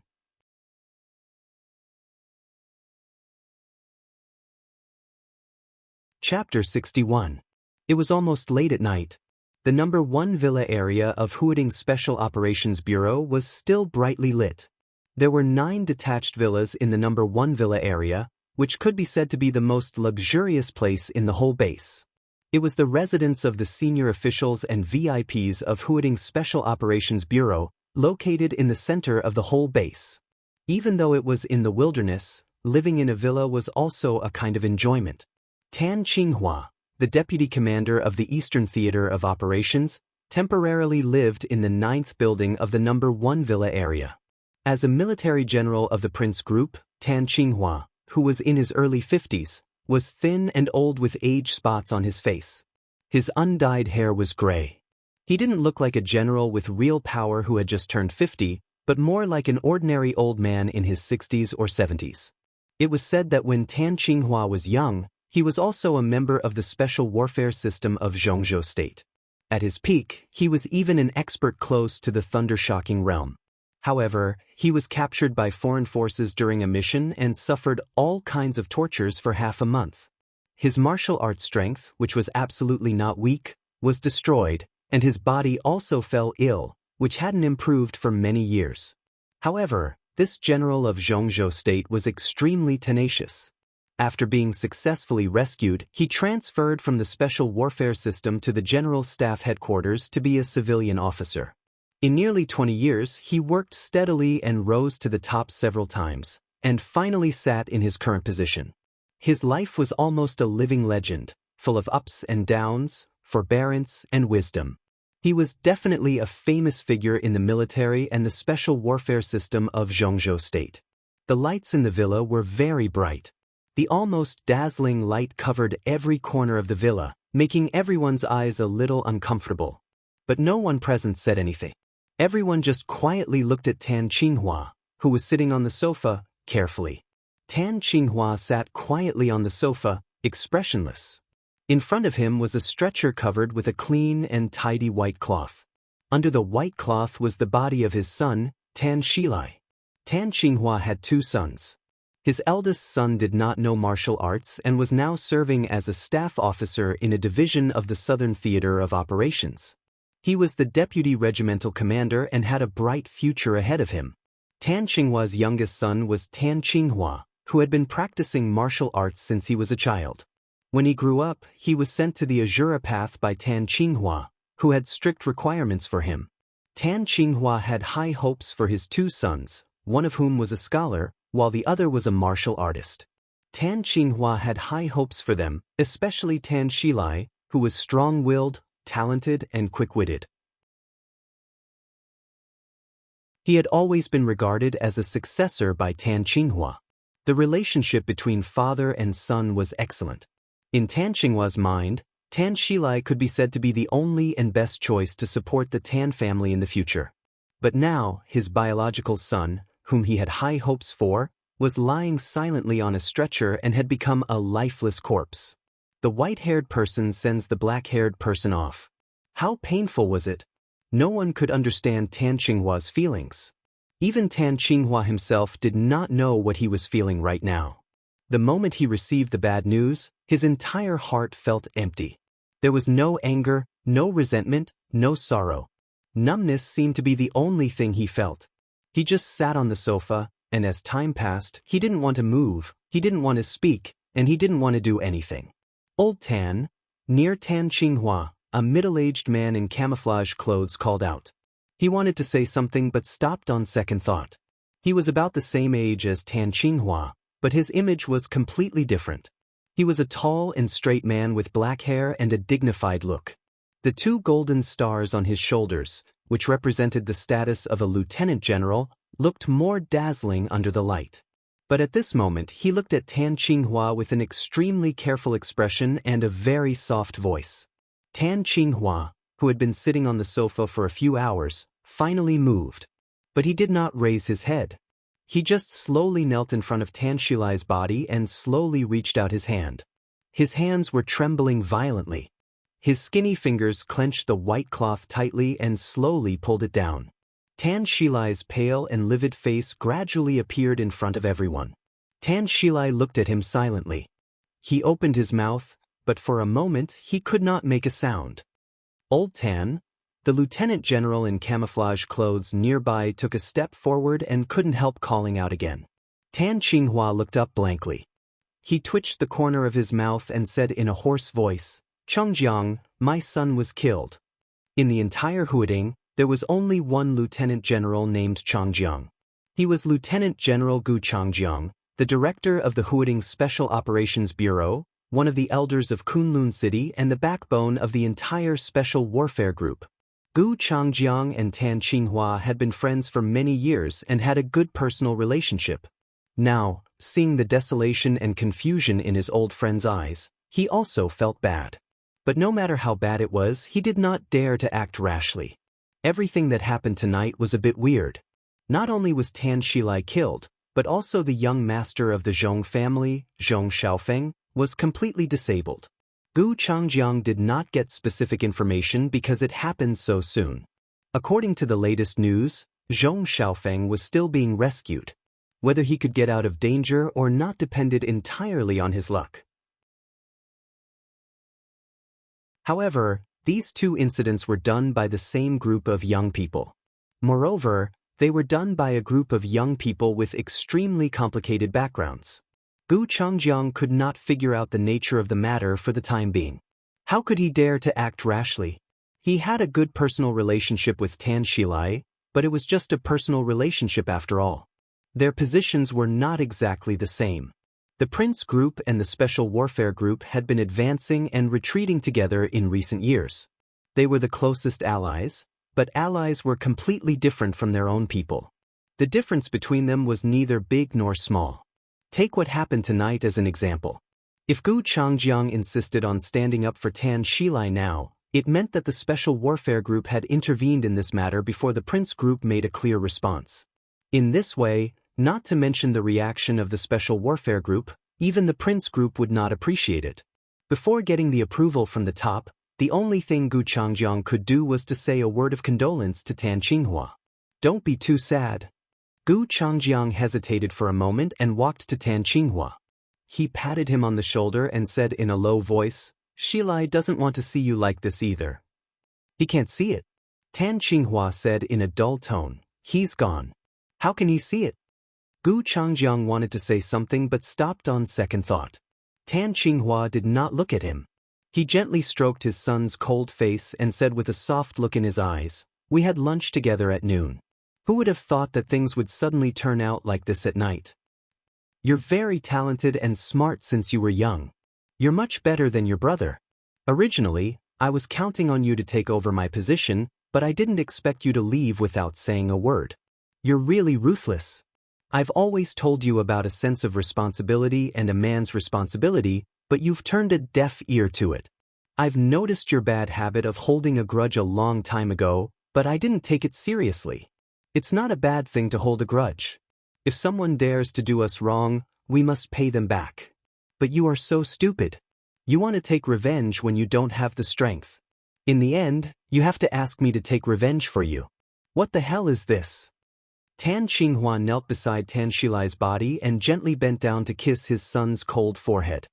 He said softly, don't worry. Dad will take revenge for you soon. Gu Changjiang's expression changed slightly. A young man a little further away from Gu Changjiang and Tan Qinghua also changed his expression slightly. The young man was about 32 or 33 years old and wore a pair of glasses. Although he was wearing a military uniform, he exuded a refined temperament that belonged to a civil servant. Rather than calling him a soldier, it would be more appropriate to describe him as a scholar. Hearing Tan Qinghua's hoarse and calm but firm promise, the young man touched his glasses and said softly, Commander Tan, I'm sorry for your loss. Tan Qinghua raised his eyelids and glanced at him. In a short time, he seemed to have completely calmed down. This general of the Prince Group sat back on the sofa and stared at the young man in front of him. He said indifferently, Who killed Xilai? Here's the thing, let me ask you, who killed Xilai?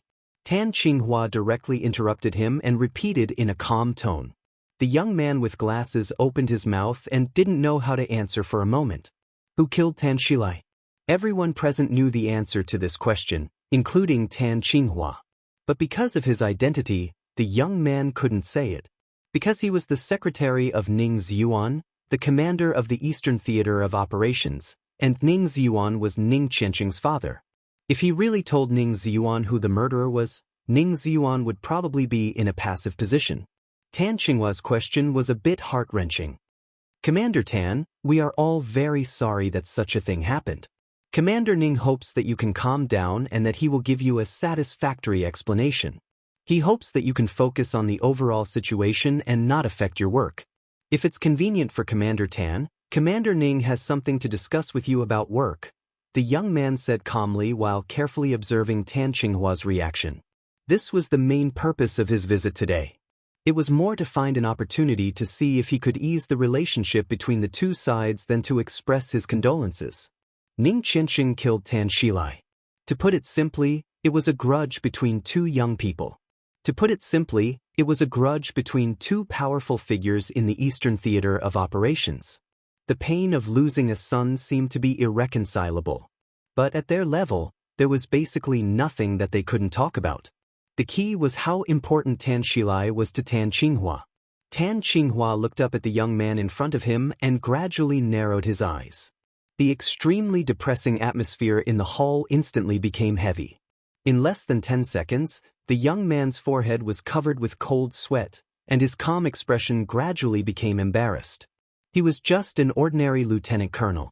It was conceivable how much pressure he was under the gaze of a general. Please tell Commander Ning for me. Tan Qinghua finally opened his mouth and said faintly, I will focus on the overall situation after I avenge my son. The young lieutenant colonel's expression changed. Looking at Tan Qinghua's eyes that were gradually becoming crazy, he finally chose to remain silent. Changjiang, where is the murderer? Tan Qinghua suddenly stood up and looked at Gu Changjiang beside him and asked. Yonghua Villa. Gu Changjiang was stunned and answered subconsciously. Raging fire. As soon as Gu Changjiang finished his words, Tan Qinghua suddenly raised his voice and shouted. Here. Outside the villa, a loud voice sounded. The door was pushed open, and a burly man with a scar on his face appeared at the door and saluted Tan Qinghua. Tan Qinghua said coldly, Gather people. The destination is Yonghua Villa. Bring the murderer back to me. He clenched his hands and added, At all costs. The scarred man with the code name Raging Fire saluted and turned to go out without hesitation. Commander Tan.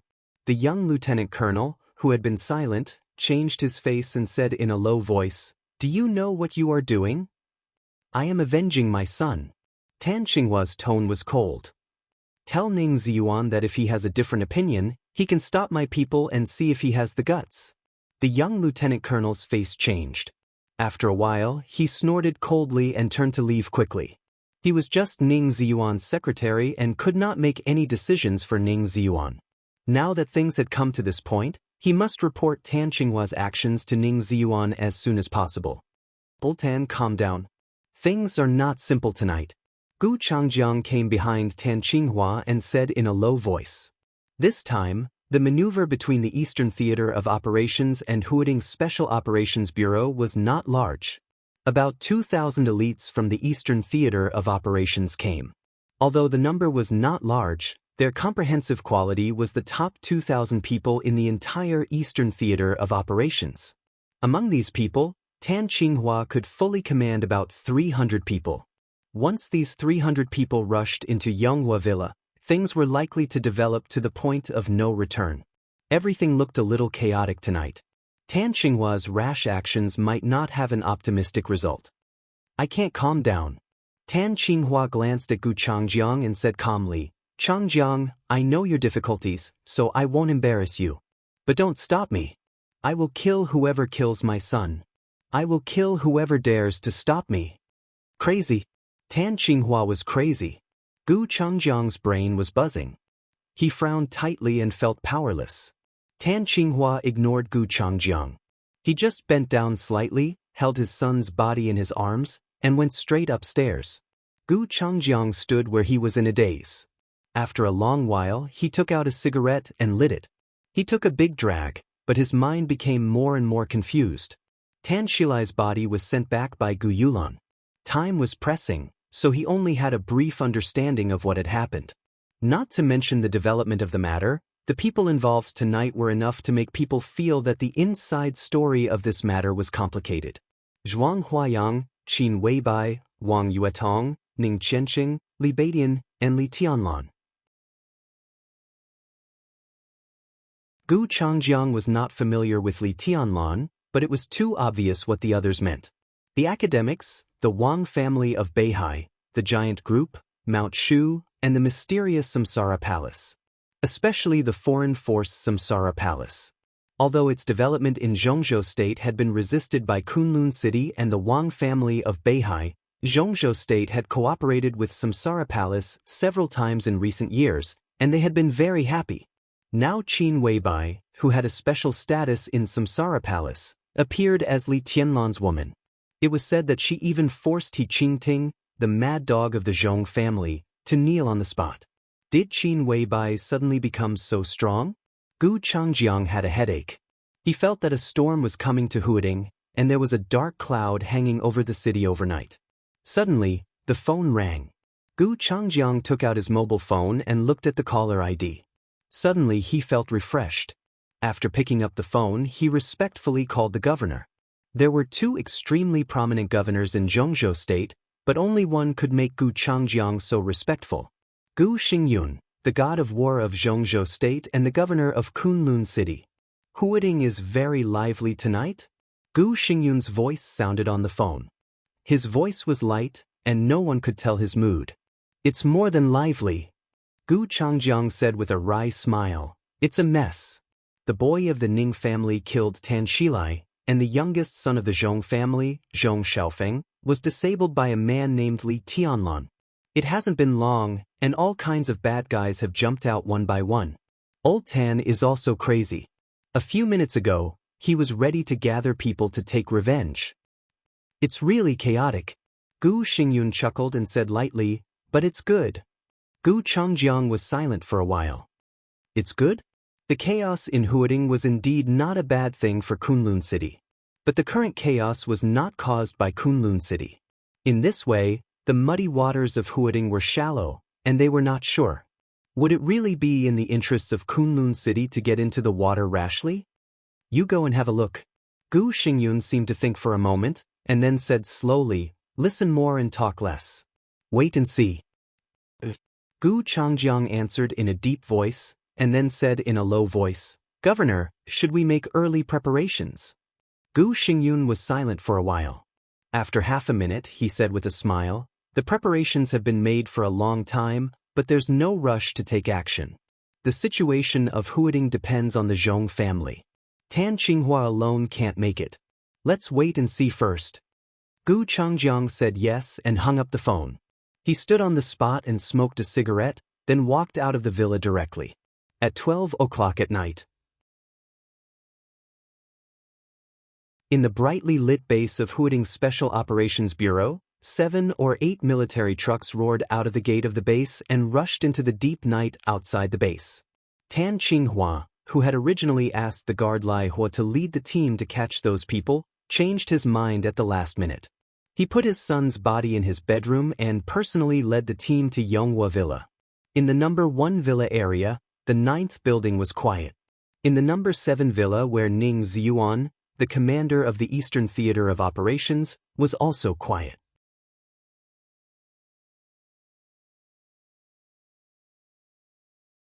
Chapter 62. When they got back to the downtown area and approached Yonghua Villa, Li Beidian and others couldn't believe that they got down from Mount Tong so easily. Li Tianlan didn't think it was a big deal. After all, he didn't know much about the Six in Zhongzhou State and didn't know the strength of the Six. In his view, Zhuang Huayang, an important figure in the academics, had shown up in person. Plus Qin Weibai, the spokesperson of a big shot. It would be a piece of cake to bring them down. But Li Beidian didn't think so. Not only him, but Ning Qianqing and Wang Yuetong all looked serious along the way. Obviously, they thought it was abnormal that they got down from the mountain so easily. The Prince Group was the last ruling group. Now it was the 3rd year of the general change, and it hadn't reached the midterm change yet. During this period, the Prince Group could be said to be in its heyday. On paper, it was even stronger than the current ruling group, the academics. Zhong Yongming of the Zhong family was currently the most promising figure to become the new leader of the Prince Group. His favorite youngest son was disabled, so it wouldn't be surprising for this power figure to react violently. But everything was calm tonight, and Zhong Yongming didn't even show up. This matter was obviously a little too abnormal. Such abnormality could only mean that the Zhong family's subsequent revenge would be more brutal. The top leader of Huading was different from other senior officials. Historically, the top leader of Huading had to enter the decision-making committee. It was not an exaggeration to say that he was the leader of the whole Zhongzhou state. Zhongzhou state had the largest bureaucratic system in the world, but there were no more than 20 members in the decision-making committee, including several power giants. This was the real top authority. If such a person insisted on retaliating against someone, there would be no place for him in Zhongzhou state, not to mention Huading. The Zhong family's unusual calm tonight didn't mean safety, but a more dangerous follow-up. What are you thinking about? The atmosphere doesn't feel right. Zhuang Huayang sat in the car and felt the solemn atmosphere in the car. He suddenly smiled and said in a relaxed tone. They were now sitting in the car heading for Yonghua Villa. Except for Han Xinyan and Zhang Holong, everyone else was there. The car was extended, more than 6 meters long, and the seats were arranged vertically facing each other. The space was very large, and it was not a problem to seat a few more people. After taking Li Tianlan and others down from Mount Tong, Zhuang Huayang's original intention was to take these excellent freshmen back to the Sky Academy. Everything that happened tonight was a big trouble anywhere. Only the Sky Academy was safe. Zhuang Huayang was one of the top 10 contemporary experts in Zhongzhou State, and he was also the headmaster of the Sky Academy. It was not easy for Zhong Yongming or Tan Qinghua to take revenge easily. At most, they could only instigate some students to take revenge. With the strength of Li Tianlan and others, Zhuang Huayang did not have to worry too much. However, Qin Weibai didn't want Li Tianlan to go back so early. Zhuang Huayang had lived for so long, so he could see that the young couple was in love now. It was reasonable that they didn't want to separate. So after a little hesitation, he accepted Qin Weibai's suggestion and came to Yonghua Villa. Qin Weibai was backed by the Samsara Palace. The Wang family of Beihai and Kunlun City could be said to be vigilant against this mysterious foreign force. Even the government of Zhongzhou State did not welcome their development in the country. But in the past few years, the Samsara Palace did solve some things that were difficult for Zhongzhou State to do. No matter which group it was, they had to show some respect to the Samsara Palace. Even if the Zhong family and the Tan family went crazy for revenge, there were still 2 or 3 supermasters following Qin Weibai from the Samsara Palace. If they really fought, Qin Weibai would not be at a disadvantage. This was probably why she had the confidence to keep Li Tianlan and the others. But Zhuang Huayang was still a little worried, so he got in the car with them. He couldn't be blamed for being cautious. The chips Li Tianlan threw out were too lethal. When he was on the phone with the bureau chief, he threw out the chips Li Tianlan gave. The bureau chief, who had always been calm, sounded as if he didn't know who Zhong Yongming was at all. He ordered Zhuang Huayang to protect Li Tianlan and almost sent his guards over. Zhuang Huayang naturally knew why. A 17-year-old thunder-shocking realm expert represented too many things. Under normal circumstances, no matter how talented a person was, it was impossible for him to reach the thunder-shocking realm at the age of 17. It wasn't because he didn't have enough talent, but because the physical strength of a 17-year-old couldn't accommodate the power of the thunder-shocking realm. Martial artists had high or low talent, but their physical strength was almost the same. At least, before the human bones and muscles were completely formed, that was, before the age of 20, no one could bear the powerful power of the thunder-shocking realm. Before adulthood, even if one had the talent to enter the thunder-shocking realm, once he entered the thunder-shocking realm, the extreme power would instantly destroy the relatively tender bones and muscles of the martial artist, unless the physical strength of the martial artist had reached the requirement of the power of the thunder-shocking realm. According to some confidential information of Zhongzhou State, in the past 100 years, the earliest martial artist to reach the thunder-shocking realm was 23 years old, which was after the muscles and bones were completely formed. Coincidentally, the person who kept this record was also from Zhuanyuantai of Kunlun. He was the god of war of Zhongzhou State 200 years ago. It was extremely difficult to improve the physical strength effectively and quickly, but it was not absolute. At least when Zhuang Huayang was young, he once heard from a big shot who had passed away that there was a legendary essence of martial arts in the map of God of War inherited from Zhuanyuantai of Kunlun, which could improve the physical strength relatively quickly. No one had seen the true face of that essence, but it was said that it was the essence that several gods of war of Zhongzhou state from Zhuanyuantai of Kunlun commented with a wry smile as the strongest and most useless essence. That essence was called the Invincible Manual. Zhuang Huayang did not know what was so useless about the Invincible Manual, but he knew what the word strongest meant in Zhuanyuantai of Kunlun. Li Tianlan, who practiced the Invincible Manual, entered the thunder-shocking realm at the age of 17, which was enough to explain the problem. Once such a person entered the invincible realm in the future, and he even had the wind and thunder veins, what would happen? Protect Li Tianlan to the death. When saying this, the chief did not hesitate at all. This was almost the consensus of the whole academics. So feeling the atmosphere in the car at this time, Zhuang Huayang smiled again and said, "Don't worry, it's okay." His eyes glanced around and finally stopped on Li Tianlan and Qin Weibai. It was a very spacious car, but Qin Weibai was half leaning in Li Tianlan's arms. The two were very close to each other, and they seemed to be whispering. Zhuang Huayang felt helpless. Looking at the two little lovers, they were not worried at all. It seemed that only Li Baidian and the others were worried. "Headmaster, the reaction of the Zhong family tonight is too abnormal. Something is not right." Ning Qianqing leaned on the seat and coughed. He did not know what the powder Li Tianlan poured into his mouth was, but how could it be ordinary if it was carried by the little princess of the Wang family? So now, Ning Qianqing's injury had stabilized. Although there was still a long way to go before he could fully recover, at least he could move slowly. "I think so too." Wang Yuetong frowned and said, "Zhong Xiaofeng is very important in the Zhong family. Among Zhong Yongming's 3 children, the eldest one is dedicated to business. Although his daughter has entered the officialdom, she is still a daughter. Zhong Yongming has always regarded Zhong Xiaofeng as the political successor of the Zhong family. But now such a big thing has happened, and Zhong Yongming can be so calm. He doesn't show up himself, and even his secretary doesn't show up. This is too strange. Today is the 30th, right?" Qin Weibai, who was leaning in Li Tianlan's arms, suddenly said in a somewhat lazy tone. Wang Yuetong was stunned.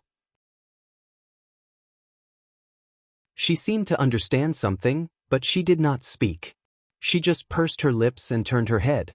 The 30th? Li Baidian and Ning Qianqing were stunned at the same time. Then they nodded and said, "It's the end of the month." No wonder. For most people, the end of the month was not unusual. But for the top officials, if there were no particularly important foreign affairs or other arrangements, Zhongzhou State would hold a plenary meeting of the decision-making committee at the end of each month and at the beginning of each month. As a member of the decision-making committee of Zhongzhou State, Zhong Yongming would definitely go to Yuzhou for the meeting if there were no other important matters. That was to say, Zhong Yongming was not in Huading at all these days. What a coincidence! Li Baidian was silent for a while and said with a smile, "Then we are safe, aren't we? Zhong Yongming will come back in 2 or 3 days. What can he do to us when we enter the Sky Academy? It's not fun to be a coward. We can't hide in the Sky Academy forever, can we?" Li Tianlan, who had been paying attention to Qin Weibai, suddenly opened his mouth. He was talking to Li Baidian, but his eyes inadvertently glanced at Zhuang Huayang. Zhuang Huayang was calm and silent. He understood what Li Tianlan meant, but it was not convenient for him to express his position. The academic's influence on Huading was relatively weak. Even if he wanted to do something, he could not do anything. Now his bottom line was to protect Li Tianlan. As for what to do next, it depended on the development of the situation. If there was a chance, the academics would not be polite. "It's not the right time to talk about this," Qin Weibai suddenly said with a soft and calm expression. "The trouble has just begun. The Zhong family's revenge will come sooner or later, and we can't avoid it. But because Zhong Yongming is not in Huading now, we can let him calm down during this period. As long as Zhong Xiaofeng is not dead, there is room for negotiation. At least there is some hope for a superficial reconciliation. Before Zhong Yongming comes back, we should guard against Tan Qinghua. Tan Qinghua. Li Tianlan raised his eyebrows and repeated the name. Indeed, now it seemed that Tan Qinghua's possible reaction was the key. Although Zhuang Huayang did not say it at Mount Tong, Li Tianlan could see that he was a little nervous. Later, he asked him and found out that Zhuang Huayang was also worried about Tan Qinghua's reaction. Compared with Zhong Xiaofeng's status in the Zhong family, Tan Shilai's status in the Tan family was higher. It was said that Tan Qinghua had high hopes for him, but he was killed by Ning Qianqing tonight. Who knew what the military hardliners would do? It was said that 2,000 elites of the Eastern Theater of Operations were now in Huading, preparing for the maneuver with the Special Operations Bureau in Huading in a few days. If Tan Qinghua insisted on revenge, he could surround Mount Tong with his men, and even Zhuang Huayang would find it difficult to deal with him. Li Tianlan lit a cigarette and thought about it. How will Tan Qinghua react? He subconsciously glanced at Ning Qianqing and subconsciously shook his head at the thought of the grudge between him and the Tan family. How will a man who can endure being cuckolded react? Will Zhong Yongming and Tan Qinghua reach a tacit understanding? Li Tianlan suddenly asked. Tonight's events were two things, but there was nothing wrong with linking them together. Zhong Yongming was now in Yuzhou for a meeting, but Tan Qinghua was in Huading.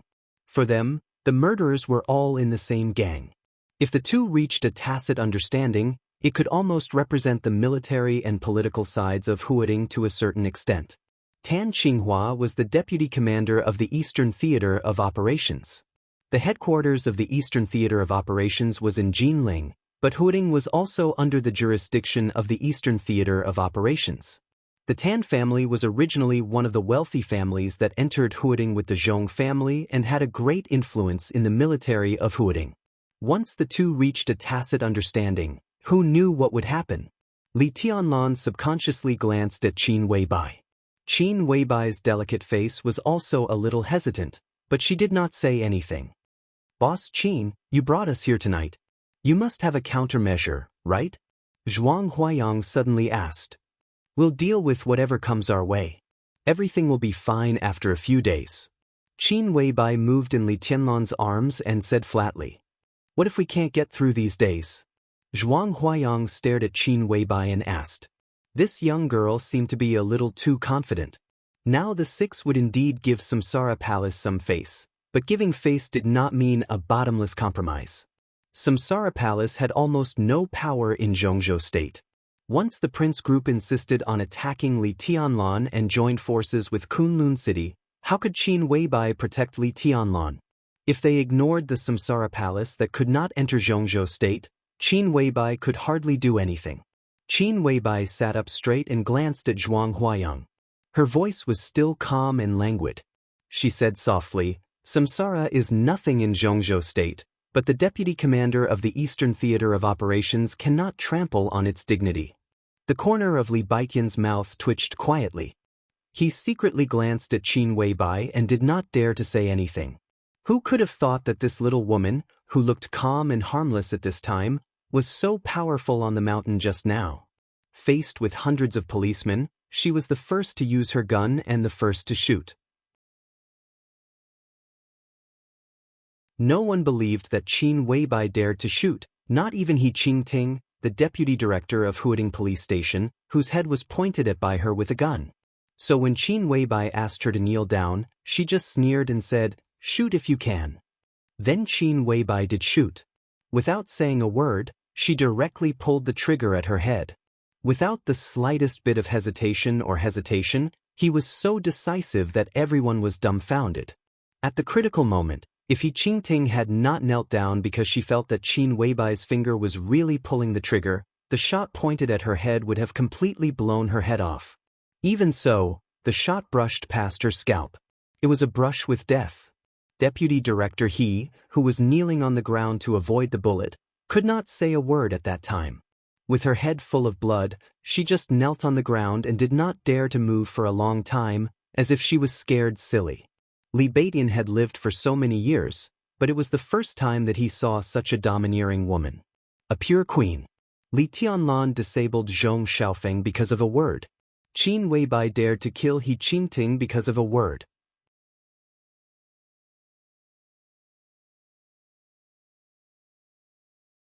Chapter 63. The limousine drove into the Yonghua Villa district and finally stopped at the gate of Qin Weibai's detached villa. They got out of the car one by one. When they walked into the villa, Qin Weibai looked back at Li Baidian and Ning Qianqing, and then at Wang Yuetong with a playful look. She said softly, "The guest rooms on the second floor are ready. You can choose any room you like." She looked at Zhuang Huayang again and continued, "Headmaster, if you don't mind, how about spending the night here?" "I'm fine with you." Zhuang Huayang nodded with a smile and looked at Li Tianlan. This guy was the treasure of the academics now, and he was really worried about leaving him here. "Then I'll go to rest with Tianlan." Qin Weibai glanced at Wang Yuetong intentionally or unintentionally, and then reached out to hold Li Tianlan's arm with a smile that seemed to melt people's hearts. Wang Yuetong bit her lip and said nothing. Li Baidian whistled and let out a strange laugh. It was a meaningful one. "Laugh your ass," Li Tianlan scolded with a smile. He felt uncomfortable under Wang Yuetong's gaze and went upstairs with Qin Weibai. "Your friends are quite interesting." Qin Weibai took Li Tianlan's arm and walked up the stairs. She chuckled and said, "Ning Qianqing and Li Taishu, these two people can at least reach the peak of the thunder-shocking realm in the future. They are the real right-hand men. Who knows what will happen in the future?" Li Tianlan smiled and suddenly asked, "Why did you go to Mount Tong tonight?" "I got the news and rushed there. I happened to meet Zhuang Huayang on the way, so we went up the mountain together." Li Tianlan didn't ask how she got the news. He just reached out and touched her head. Qin Weibai seemed a little dissatisfied. She held Li Tianlan's hand and said, "What? Do you think I'm a child? I'm older than you. You have to call me sister, okay?" They had done the most intimate thing. In front of Qin Weibai, Li Tianlan really had nothing to hide. He kissed Qin Weibai's face hard and said with a low smile, "Why didn't you let me call you sister when you called me husband last night?" "Don't say it." Qin Weibai's face was rosy, and her beauty was dazzling. She pushed Li Tianlan to the chair next to her. Li Tianlan put his arms around her and pulled her into his arms. "Stop fooling around." Qin Weibai giggled and stood up. She blushed and said softly, "I made you supper. Are you hungry? Would you like to join us?" Li Tianlan said. There was a small dining table in front of him. It was not big, but it was exquisite and delicate. It was probably the place where Qin Weibai usually had her supper, because one of the chairs was obviously just moved here. Li Tianlan patted the table and said, "Where are Baidian and the others?" "There's food downstairs. They won't get hungry." After saying that, Qin Weibai went downstairs directly. After a while, she came up with a tray. The items on the tray were also very simple. There were 2 bowls of porridge and a few plates of pickled vegetables. They looked refreshing and delicious. Qin Weibai sat down opposite Li Tianlan and said with a smile, "Eat something light tonight, or it's not good for your stomach." Li Tianlan nodded and took a sip of the porridge. He felt that it was especially delicious. "Delicious." Li Tianlan smiled and said softly, "What's inside?" "Shiitake mushrooms, lean meat, and vegetables. I cooked it for a few hours. Eat more if you like it. There's more downstairs." Qin Weibai stared at Li Tianlan's face and said. Li Tianlan nodded and looked at the porridge in front of him, lost in thought. "I didn't like porridge very much before." He was silent for a full 5 minutes before he suddenly opened his mouth and said in a self-mocking tone, "There are very few people who like to eat porridge in a place like ours. There was no electricity in our campsite, so we had to burn a fire to cook. There was a lot of food, but most of it was piled up all year round. It was hot there, so the rice would sometimes go moldy and turn yellow or even black. There was a river near the campsite. The water was drinkable, but it was not clean and a little muddy. The porridge cooked with that kind of water and that kind of rice really didn't taste good. But it could keep people from getting hungry, so I had to make do with it. I'm not afraid that you'll laugh at me. When I was a child, I was about 4 or 5 years old. I cried every time I ate. If I didn't eat, I would get hungry. If I was hungry, I would cry. If I ate bad food, I would still cry. I started to practice martial arts when I was 5 years old.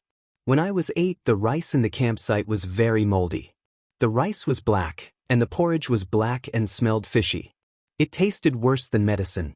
I trained hard at that time and ate 5 or 6 meals a day. Basically, it was that kind of black porridge. I vomited after eating it, and then I ate it again. I ate it for about a month. Since then, I've been traumatized. Every time I eat porridge, I feel uncomfortable. Later, I couldn't stand it anymore, so I went hunting. When there were more people in the campsite, there were more animals. When there were fewer people in the campsite and there were no animals nearby, I could even catch a snake as a big meal. I often got nothing from hunting. When I was hungry, I even gnawed on tree barks and grass roots. I really didn't want to eat those moldy things. At that time, I thought that if I could really get out one day, I would absolutely not eat porridge or steamed bread. I would eat meat for every meal and nothing else. When I came to Huading, the first meal I had was with you and Senior You. It was the most comfortable meal I've ever had. Later, I ate the porridge you cooked. It smelled so good, so damn good. I fell in love with it the first time I had it. Even now, every time I eat, I'm very surprised. So now I can't even adapt to eating, let alone adapt to Zhongzhou state. Every time I look at these food, it's like a dream. Li Tianlan's voice gradually became lower. Finally, he looked at the bowl of porridge in front of him and murmured, "How many years has it been since Grandpa and those veterans tasted such a bowl of porridge?" Qin Weibai reached out and grabbed Li Tianlan's hand. Her eyes became softer and softer. She said softly, "Do you miss them?" "Yes, even in my dreams. I can't wait to bring them to Huading now. I want them to see the prosperity now, and I want Grandpa to see you, his granddaughter-in-law." Li Tianlan smiled. Qin Weibai blinked and deliberately diverted Li Tianlan's attention. She said with a smile, "Granddaughter-in-law? I'm not the granddaughter-in-law in your grandpa's heart. In any case, I won't let him be satisfied." Li Tianlan was stunned. His originally gloomy mood also became confused. "What do you mean?" Qin Weibai deliberately guided Li Tianlan's mood. She sat opposite him and said with a smile, "Do you know why I don't let you go back to the Sky Academy with Zhuang Huayang? I just want to give some people a chance. Since you entered the school, you've performed so well. Some people have been waiting for so many years. I guess they can't sit still anymore." Li Tianlan was still at a loss. Qin Weibai gently glared at Li Tianlan and said in a soft tone, "Didn't your grandpa tell you? You have an engagement. Have you forgotten? The person you will marry in the future is her." When she said this, Qin Weibai's expression was calm and gentle, but her eyes were a little complicated. Li Tianlan's heart trembled slightly. He subconsciously shook his head and said in a firm tone, "I only want you. Marry me?" Qin Weibai blinked her eyes and smiled sweetly. "Marry you?" Li Tianlan said resolutely and without any hesitation, "The engagement can't stop me. Grandpa can't stop me. No one can." Qin Weibai looked at Li Tianlan in a daze and did not speak for a long time. Li Tianlan's face seemed to be a little hot, but he hesitated and said, "In my heart, only you are the most perfect." Clatter. Qin Weibai suddenly reached out and directly swept all the things on the table in front of her under the table. The porridge and pickles fell on the ground in a mess. She stood up and put her hands on the table. She lifted her long and straight legs one by one. Under Li Tianlan's somewhat dull gaze, she climbed directly onto the table and climbed toward him. Li Tianlan swallowed hard. Qin Weibai's face was red. She was obviously a little shy to do this kind of thing for the first time, but she did not have the slightest intention to stop. She climbed over the table and sat directly in Li Tianlan's arms, her eyes like silk. At this moment, Qin Weibai could be said to be extremely charming, wild, and sexy.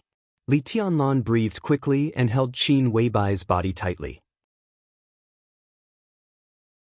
The hot blood rushed and washed away his reason, making him almost completely crazy.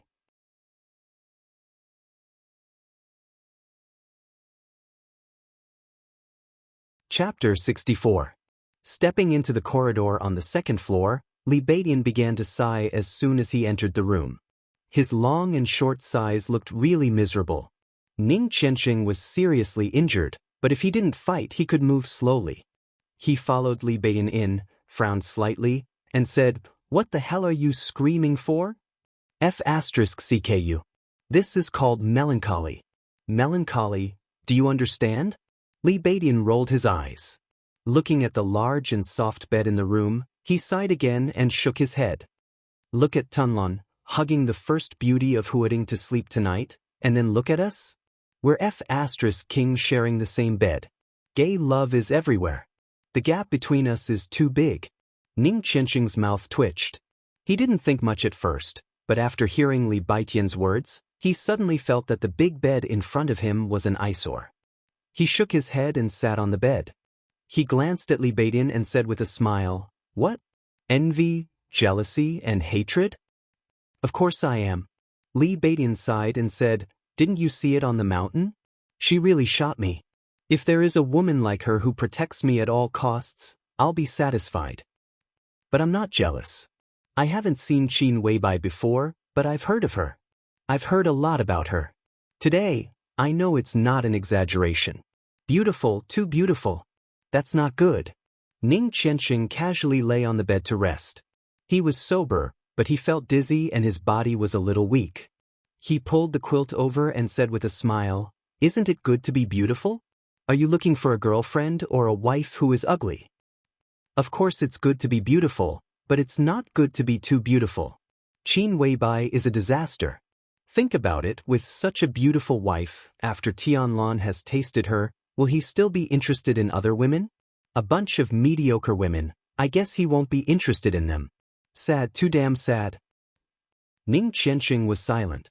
He wanted to say that what Li Beidian said was wrong, but after thinking about it carefully he found that it did make sense. With Qin Weibai, other women were really mediocre. To have only one woman in a lifetime was a normal thing for many people, but in the eyes of some people, it was a bit scary. Wang Yuetong. Can't you eat it? Ning Qianqing thought for a moment and suddenly said. When they went upstairs just now, everyone could feel the irritation and even jealousy of the little princess of the Wang family of Beihai. When she entered her room and closed the door, the whole floor shook. It was terrifying. Although Ning Qianqing felt a little baffled, he was sure that the little princess was interested in Li Tianlun. The key was to see what Li Tianlun thought. In terms of charm, Qin Weibai might be unparalleled in the world, but even in front of Qin Weibai, Wang Yuetong was a real delicacy that could be devoured. Isn't this too scary? It's not a question of whether I can do it or not. It's a question of whether I dare to do it. If I really do it, the Wang family of Beihai will tear Tianlon apart. Li Beidian was speechless. This is too crazy. Crazy, your sister. Ning Qianqing kicked him. Stop gossiping and go to sleep. Li Beidian grunted but did not take off his clothes. He directly lay down on the bed. Ning Qianqing closed his eyes and planned to meditate. After tonight's battle, the fire-flaming realm was close at hand. If he could enter the state of meditation, he could successfully break through in half an hour at most. However, after trying for a long time, he still could not calm down. Ning Qianqing was not in a hurry. He closed his eyes and rested. Just as his consciousness was about to fade, Li Beidian suddenly stood up and said, "I'm really not used to sleeping in the same bed with a man. You sleep, I'll go downstairs for a walk." He laughed and said, "Didn't Qin Weibai ask the driver's sister to wait downstairs? I'll go talk to her about my life ideals." Ning Qianqing, who was about to fall asleep, sneered and said, "Didn't you hear what Qin Weibai called her? That's Horsewoman, one of the 12 super masters of samsara. If you want to die, go ahead." "Do you think I'm scared?" Li Beidian chuckled and walked out. Woo, an ear-piercing siren suddenly sounded, cutting through the deep night outside the window. Li Beidian, who had not left the room, and Ning Qianqing, who was on the bed, were stunned at the same time. Before the two could speak, the shrill and piercing siren suddenly sounded. For a moment, it seemed that the siren was echoing in every corner of the entire Yonghua villa. Li Beidian and Ning Qianqing rushed to the window one after another and looked out. Outside the window, the police lights were flashing. Teams of policemen gathered in front of the villa and then quickly dispersed. In the blink of an eye, the entire villa was surrounded. Countless policemen with shields were at the forefront. At first glance, the front of the villa seemed to have become a sea of shields and helmets. How many people are there? Li Baidian subconsciously muttered to himself. Ning Qianqing did not speak. His gaze passed over the policemen in front of the villa and fell directly on the 7 or 8 military trucks behind the large group of policemen. The 7 or 8 military trucks stopped behind the large group of policemen. The doors opened, and teams of heavily armed soldiers jumped out of the trucks. Under the leadership of an aging middle-aged man, they went straight to the front door of the villa. Tan Qinghua. Ning Qianqing's pupils contracted slightly. His chest rose and fell as he breathed deeply. The policemen tacitly made way for the soldiers to pass. A middle-aged man with the title of Deputy Chief Police quickly walked to Tan Qinghua and saluted. Ning Qianqing, who saw this scene, narrowed his eyes and did not speak. "I'll go down and have a look." Li Baidian suddenly spoke with a serious expression. Ning Qianqing subconsciously looked at his watch and then said, "Let's go down together. What will come can't be avoided." The two looked at each other and walked out of the door together. They had thought that after leaving Mount Tong, both the Zhong family and the Tan family would calm down. At least there would be no trouble tonight. But they did not expect that they would act so quickly. What was going on outside? The police, armed police, special police, and the army appeared together, which also meant that the Zhong family and the Tan family had officially joined hands. In terms of time, the two sides had even reached an agreement at the first moment.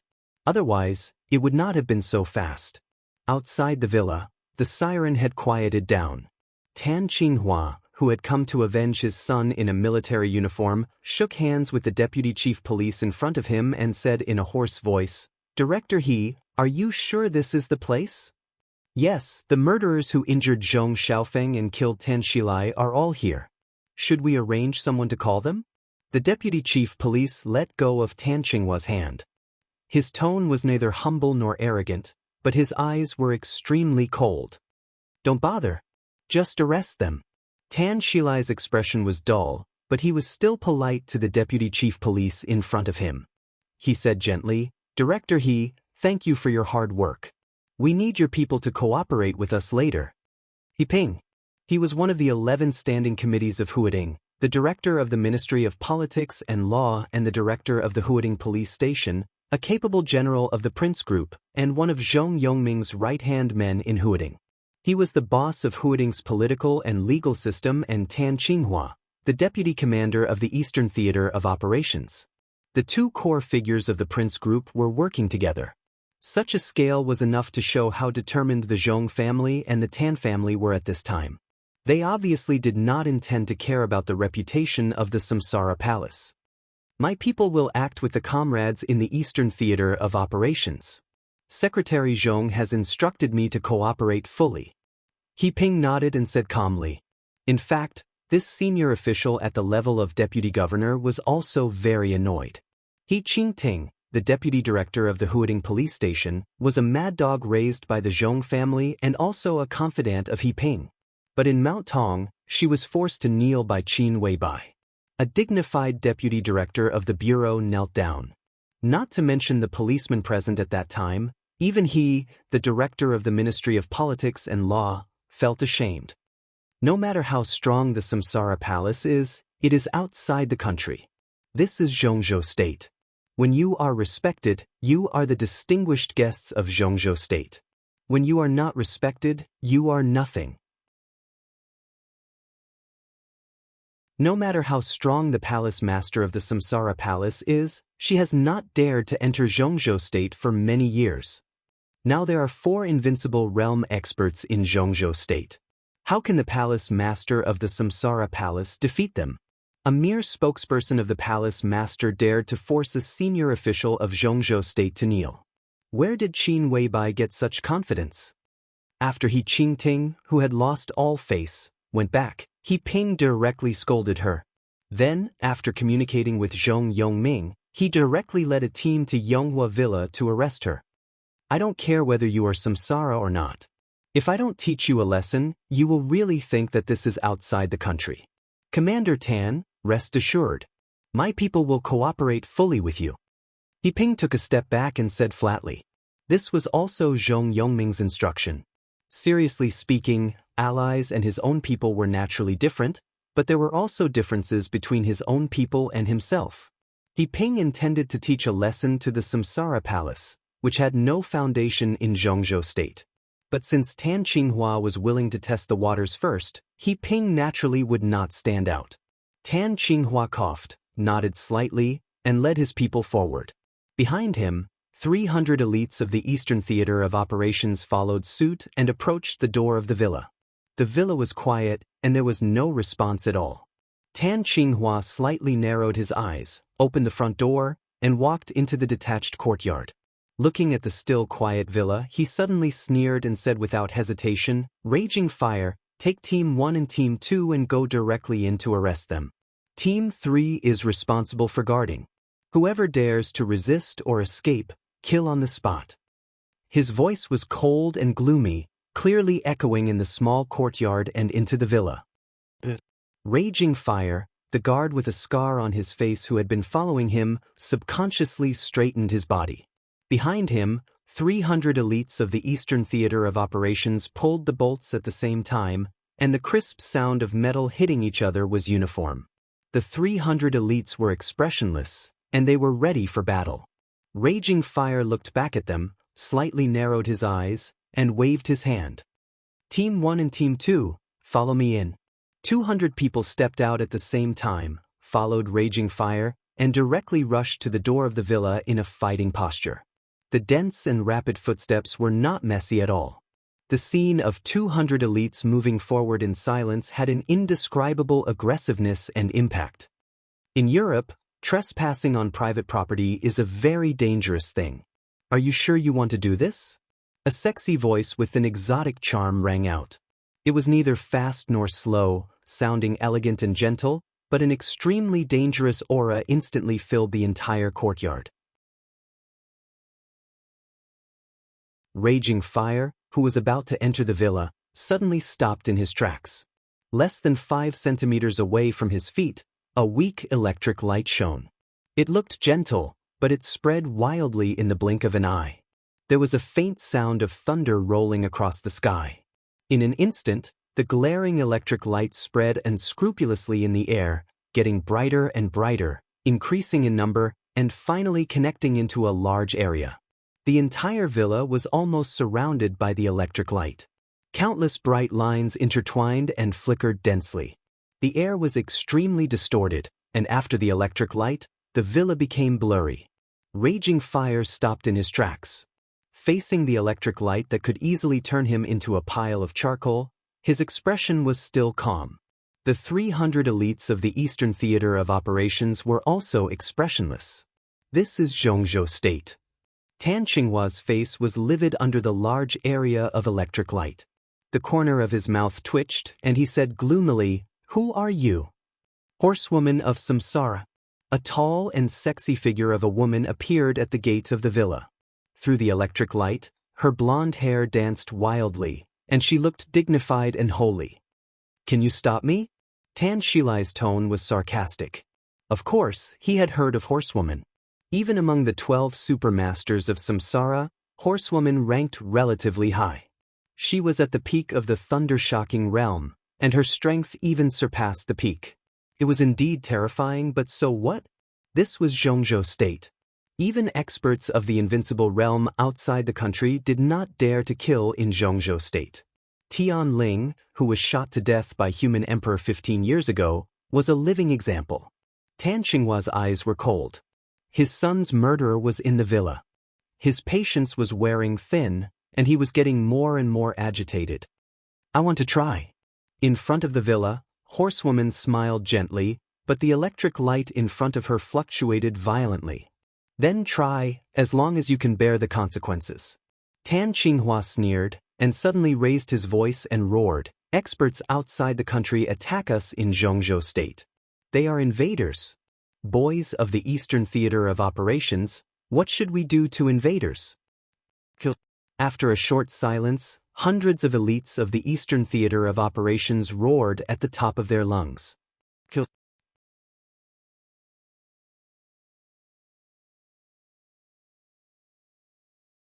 Chapter 65. This was the only thought in Tan Qinghua's mind.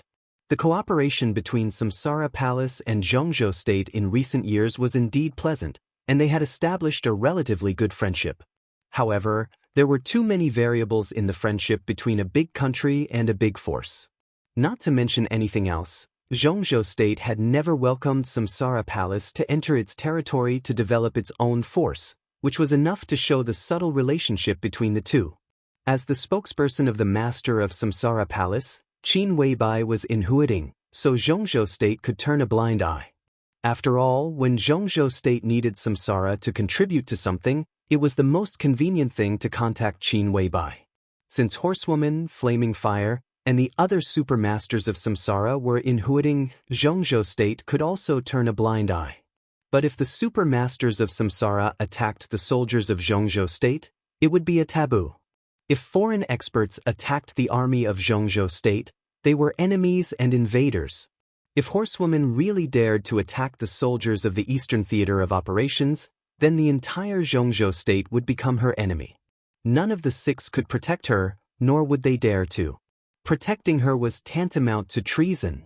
At that time, not only her, but also Flaming Fire, and even Qin Weibai would be uprooted.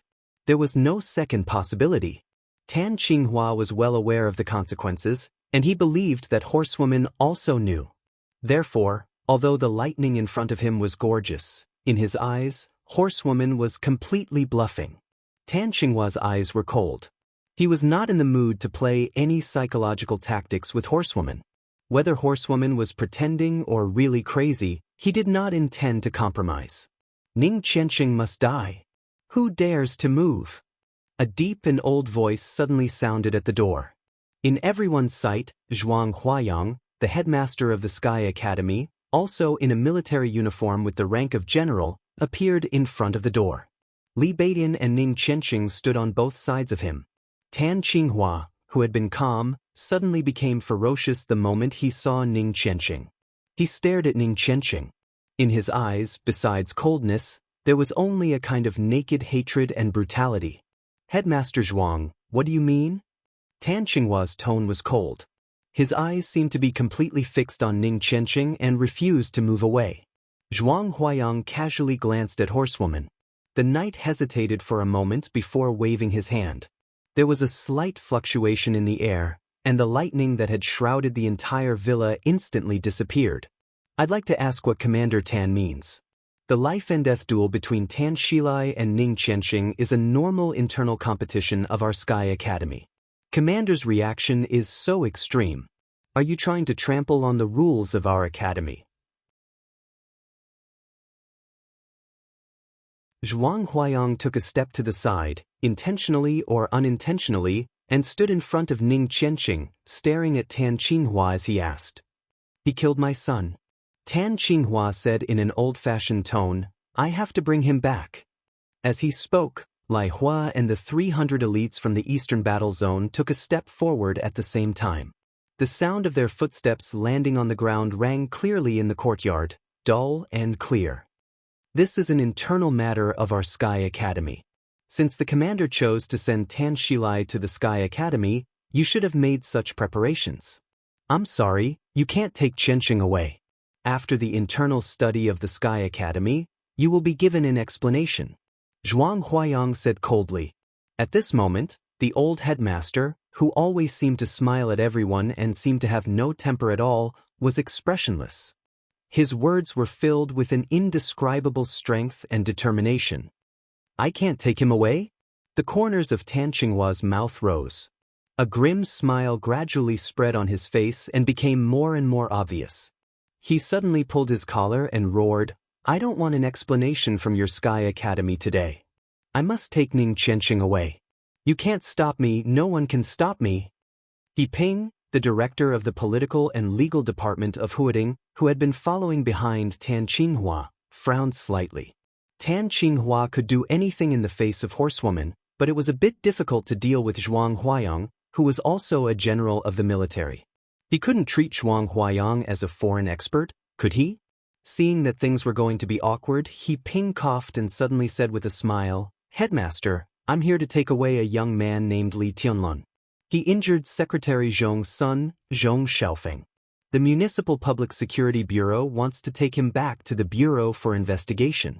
Headmaster, this is not an internal matter of the Sky Academy, is it?" "Bullshit." Zhuang Huayang sneered. Looking at He Ping's suddenly embarrassed face, he said mercilessly, "Li Tianlan is also a freshman of the Sky Academy. If this is not our internal matter, then what is it? We deal with our own students. This is the rule. If you want to break the rule, you can try. I've been in the special warfare system for so many years. Although I didn't do well, as the headmaster of the Sky Academy, I still have to uphold the rules of the academy. I'll make it clear today. You, Tan Qinghua, can't take Ning Qianxing away. You, He Ping, can't take Li Tianlan away either." Zhuang Huayang. Tan Qinghua's face suddenly turned red. His emotions were almost completely out of control. He roared angrily, "I'm going to take the murderer away today. Let's see what you can do." Domineering. No wonder you're the deputy commander of the Eastern Theater of Operations. You're really domineering. Before Zhuang Huayang could respond, a casual male voice rang from behind Tan Qinghua.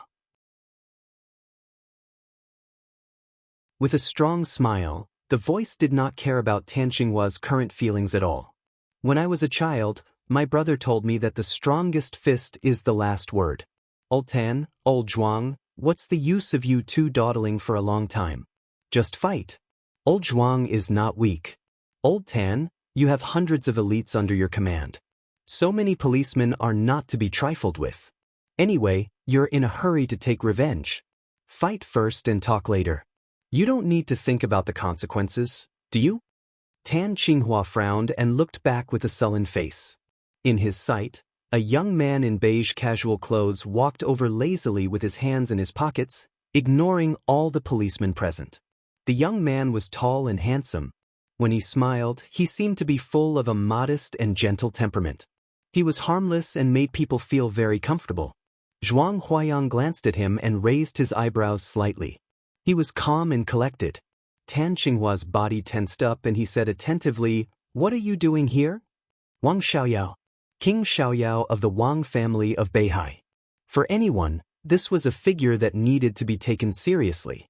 Even if he did not have any official position, the core high level of the Wang family of Beihai was enough to be on an equal footing with most people. "I'm here to watch the fun." Wang Xiaoyao walked over with a smile, patted Tan Qinghua on the shoulder, and said with a smile, "I heard that your son is dead? Congratulations." "Wang Xiaoyao." Tan Qinghua slapped Wang Xiaoyao's palm away and flew into a rage. Oh, a slip of the tongue. Don't mind me. Old Tan, you have a bad temper and can't take a joke. I know you're angry, but don't take it out on me. I came here in a hurry. I won't stop you from taking revenge. I just have something to discuss with you." Wang Xiaoyao replied a few times, still looking careless and tired. But because of his arrival, the atmosphere at the scene became more and more subtle. "Say it." Tan Qinghua looked at Wang Xiaoyao coldly and squeezed a word out of his teeth. "Well, it's just a small matter." Wang Xiaoyao lit a cigarette, and the smoke unscrupulously sprayed onto Tan Qinghua's face. He narrowed his eyes and pointed to the villa in front of him with a smile. "I won't stop you from taking revenge, but there are two people in this villa that I care about the most. My niece Yuetong and Qin Weibai. I won't stop you from killing anyone tonight, but if anything happens to these two people, I'll kill your whole family. Old Tan, do you believe me?" Creak! Tan Qinghua clenched his teeth so hard that they almost broke. "Don't gnash your teeth."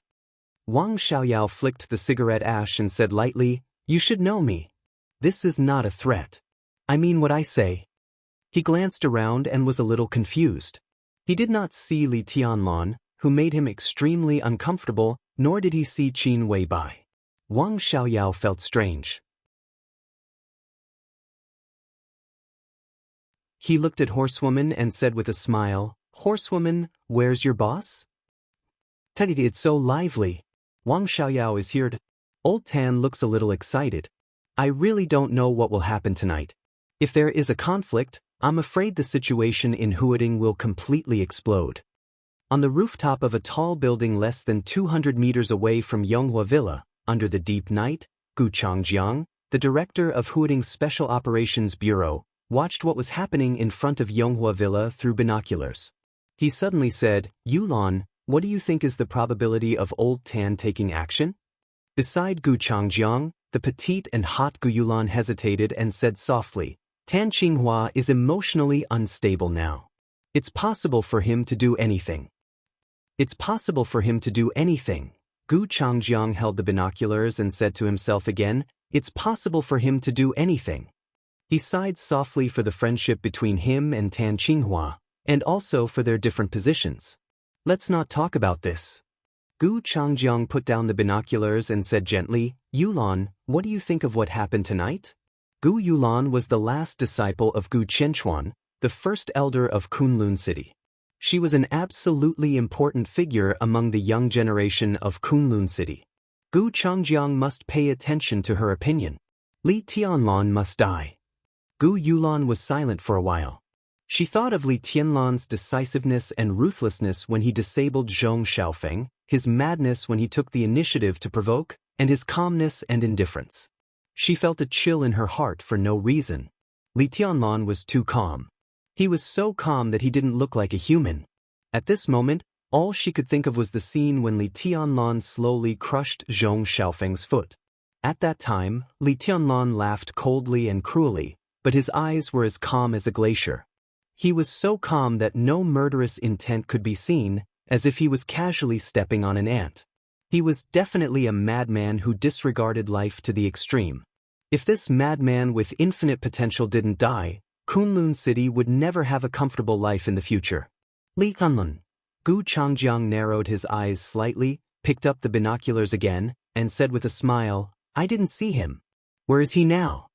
What Gu Changjiang didn't expect, what Wang Xiaoyao didn't expect, and even what everyone else didn't expect was that when the conflict outside the villa was on the verge of breaking out, Li Tianlan was on the big bed in the master bedroom of the villa, pressing Qin Weibai's back and fooling around.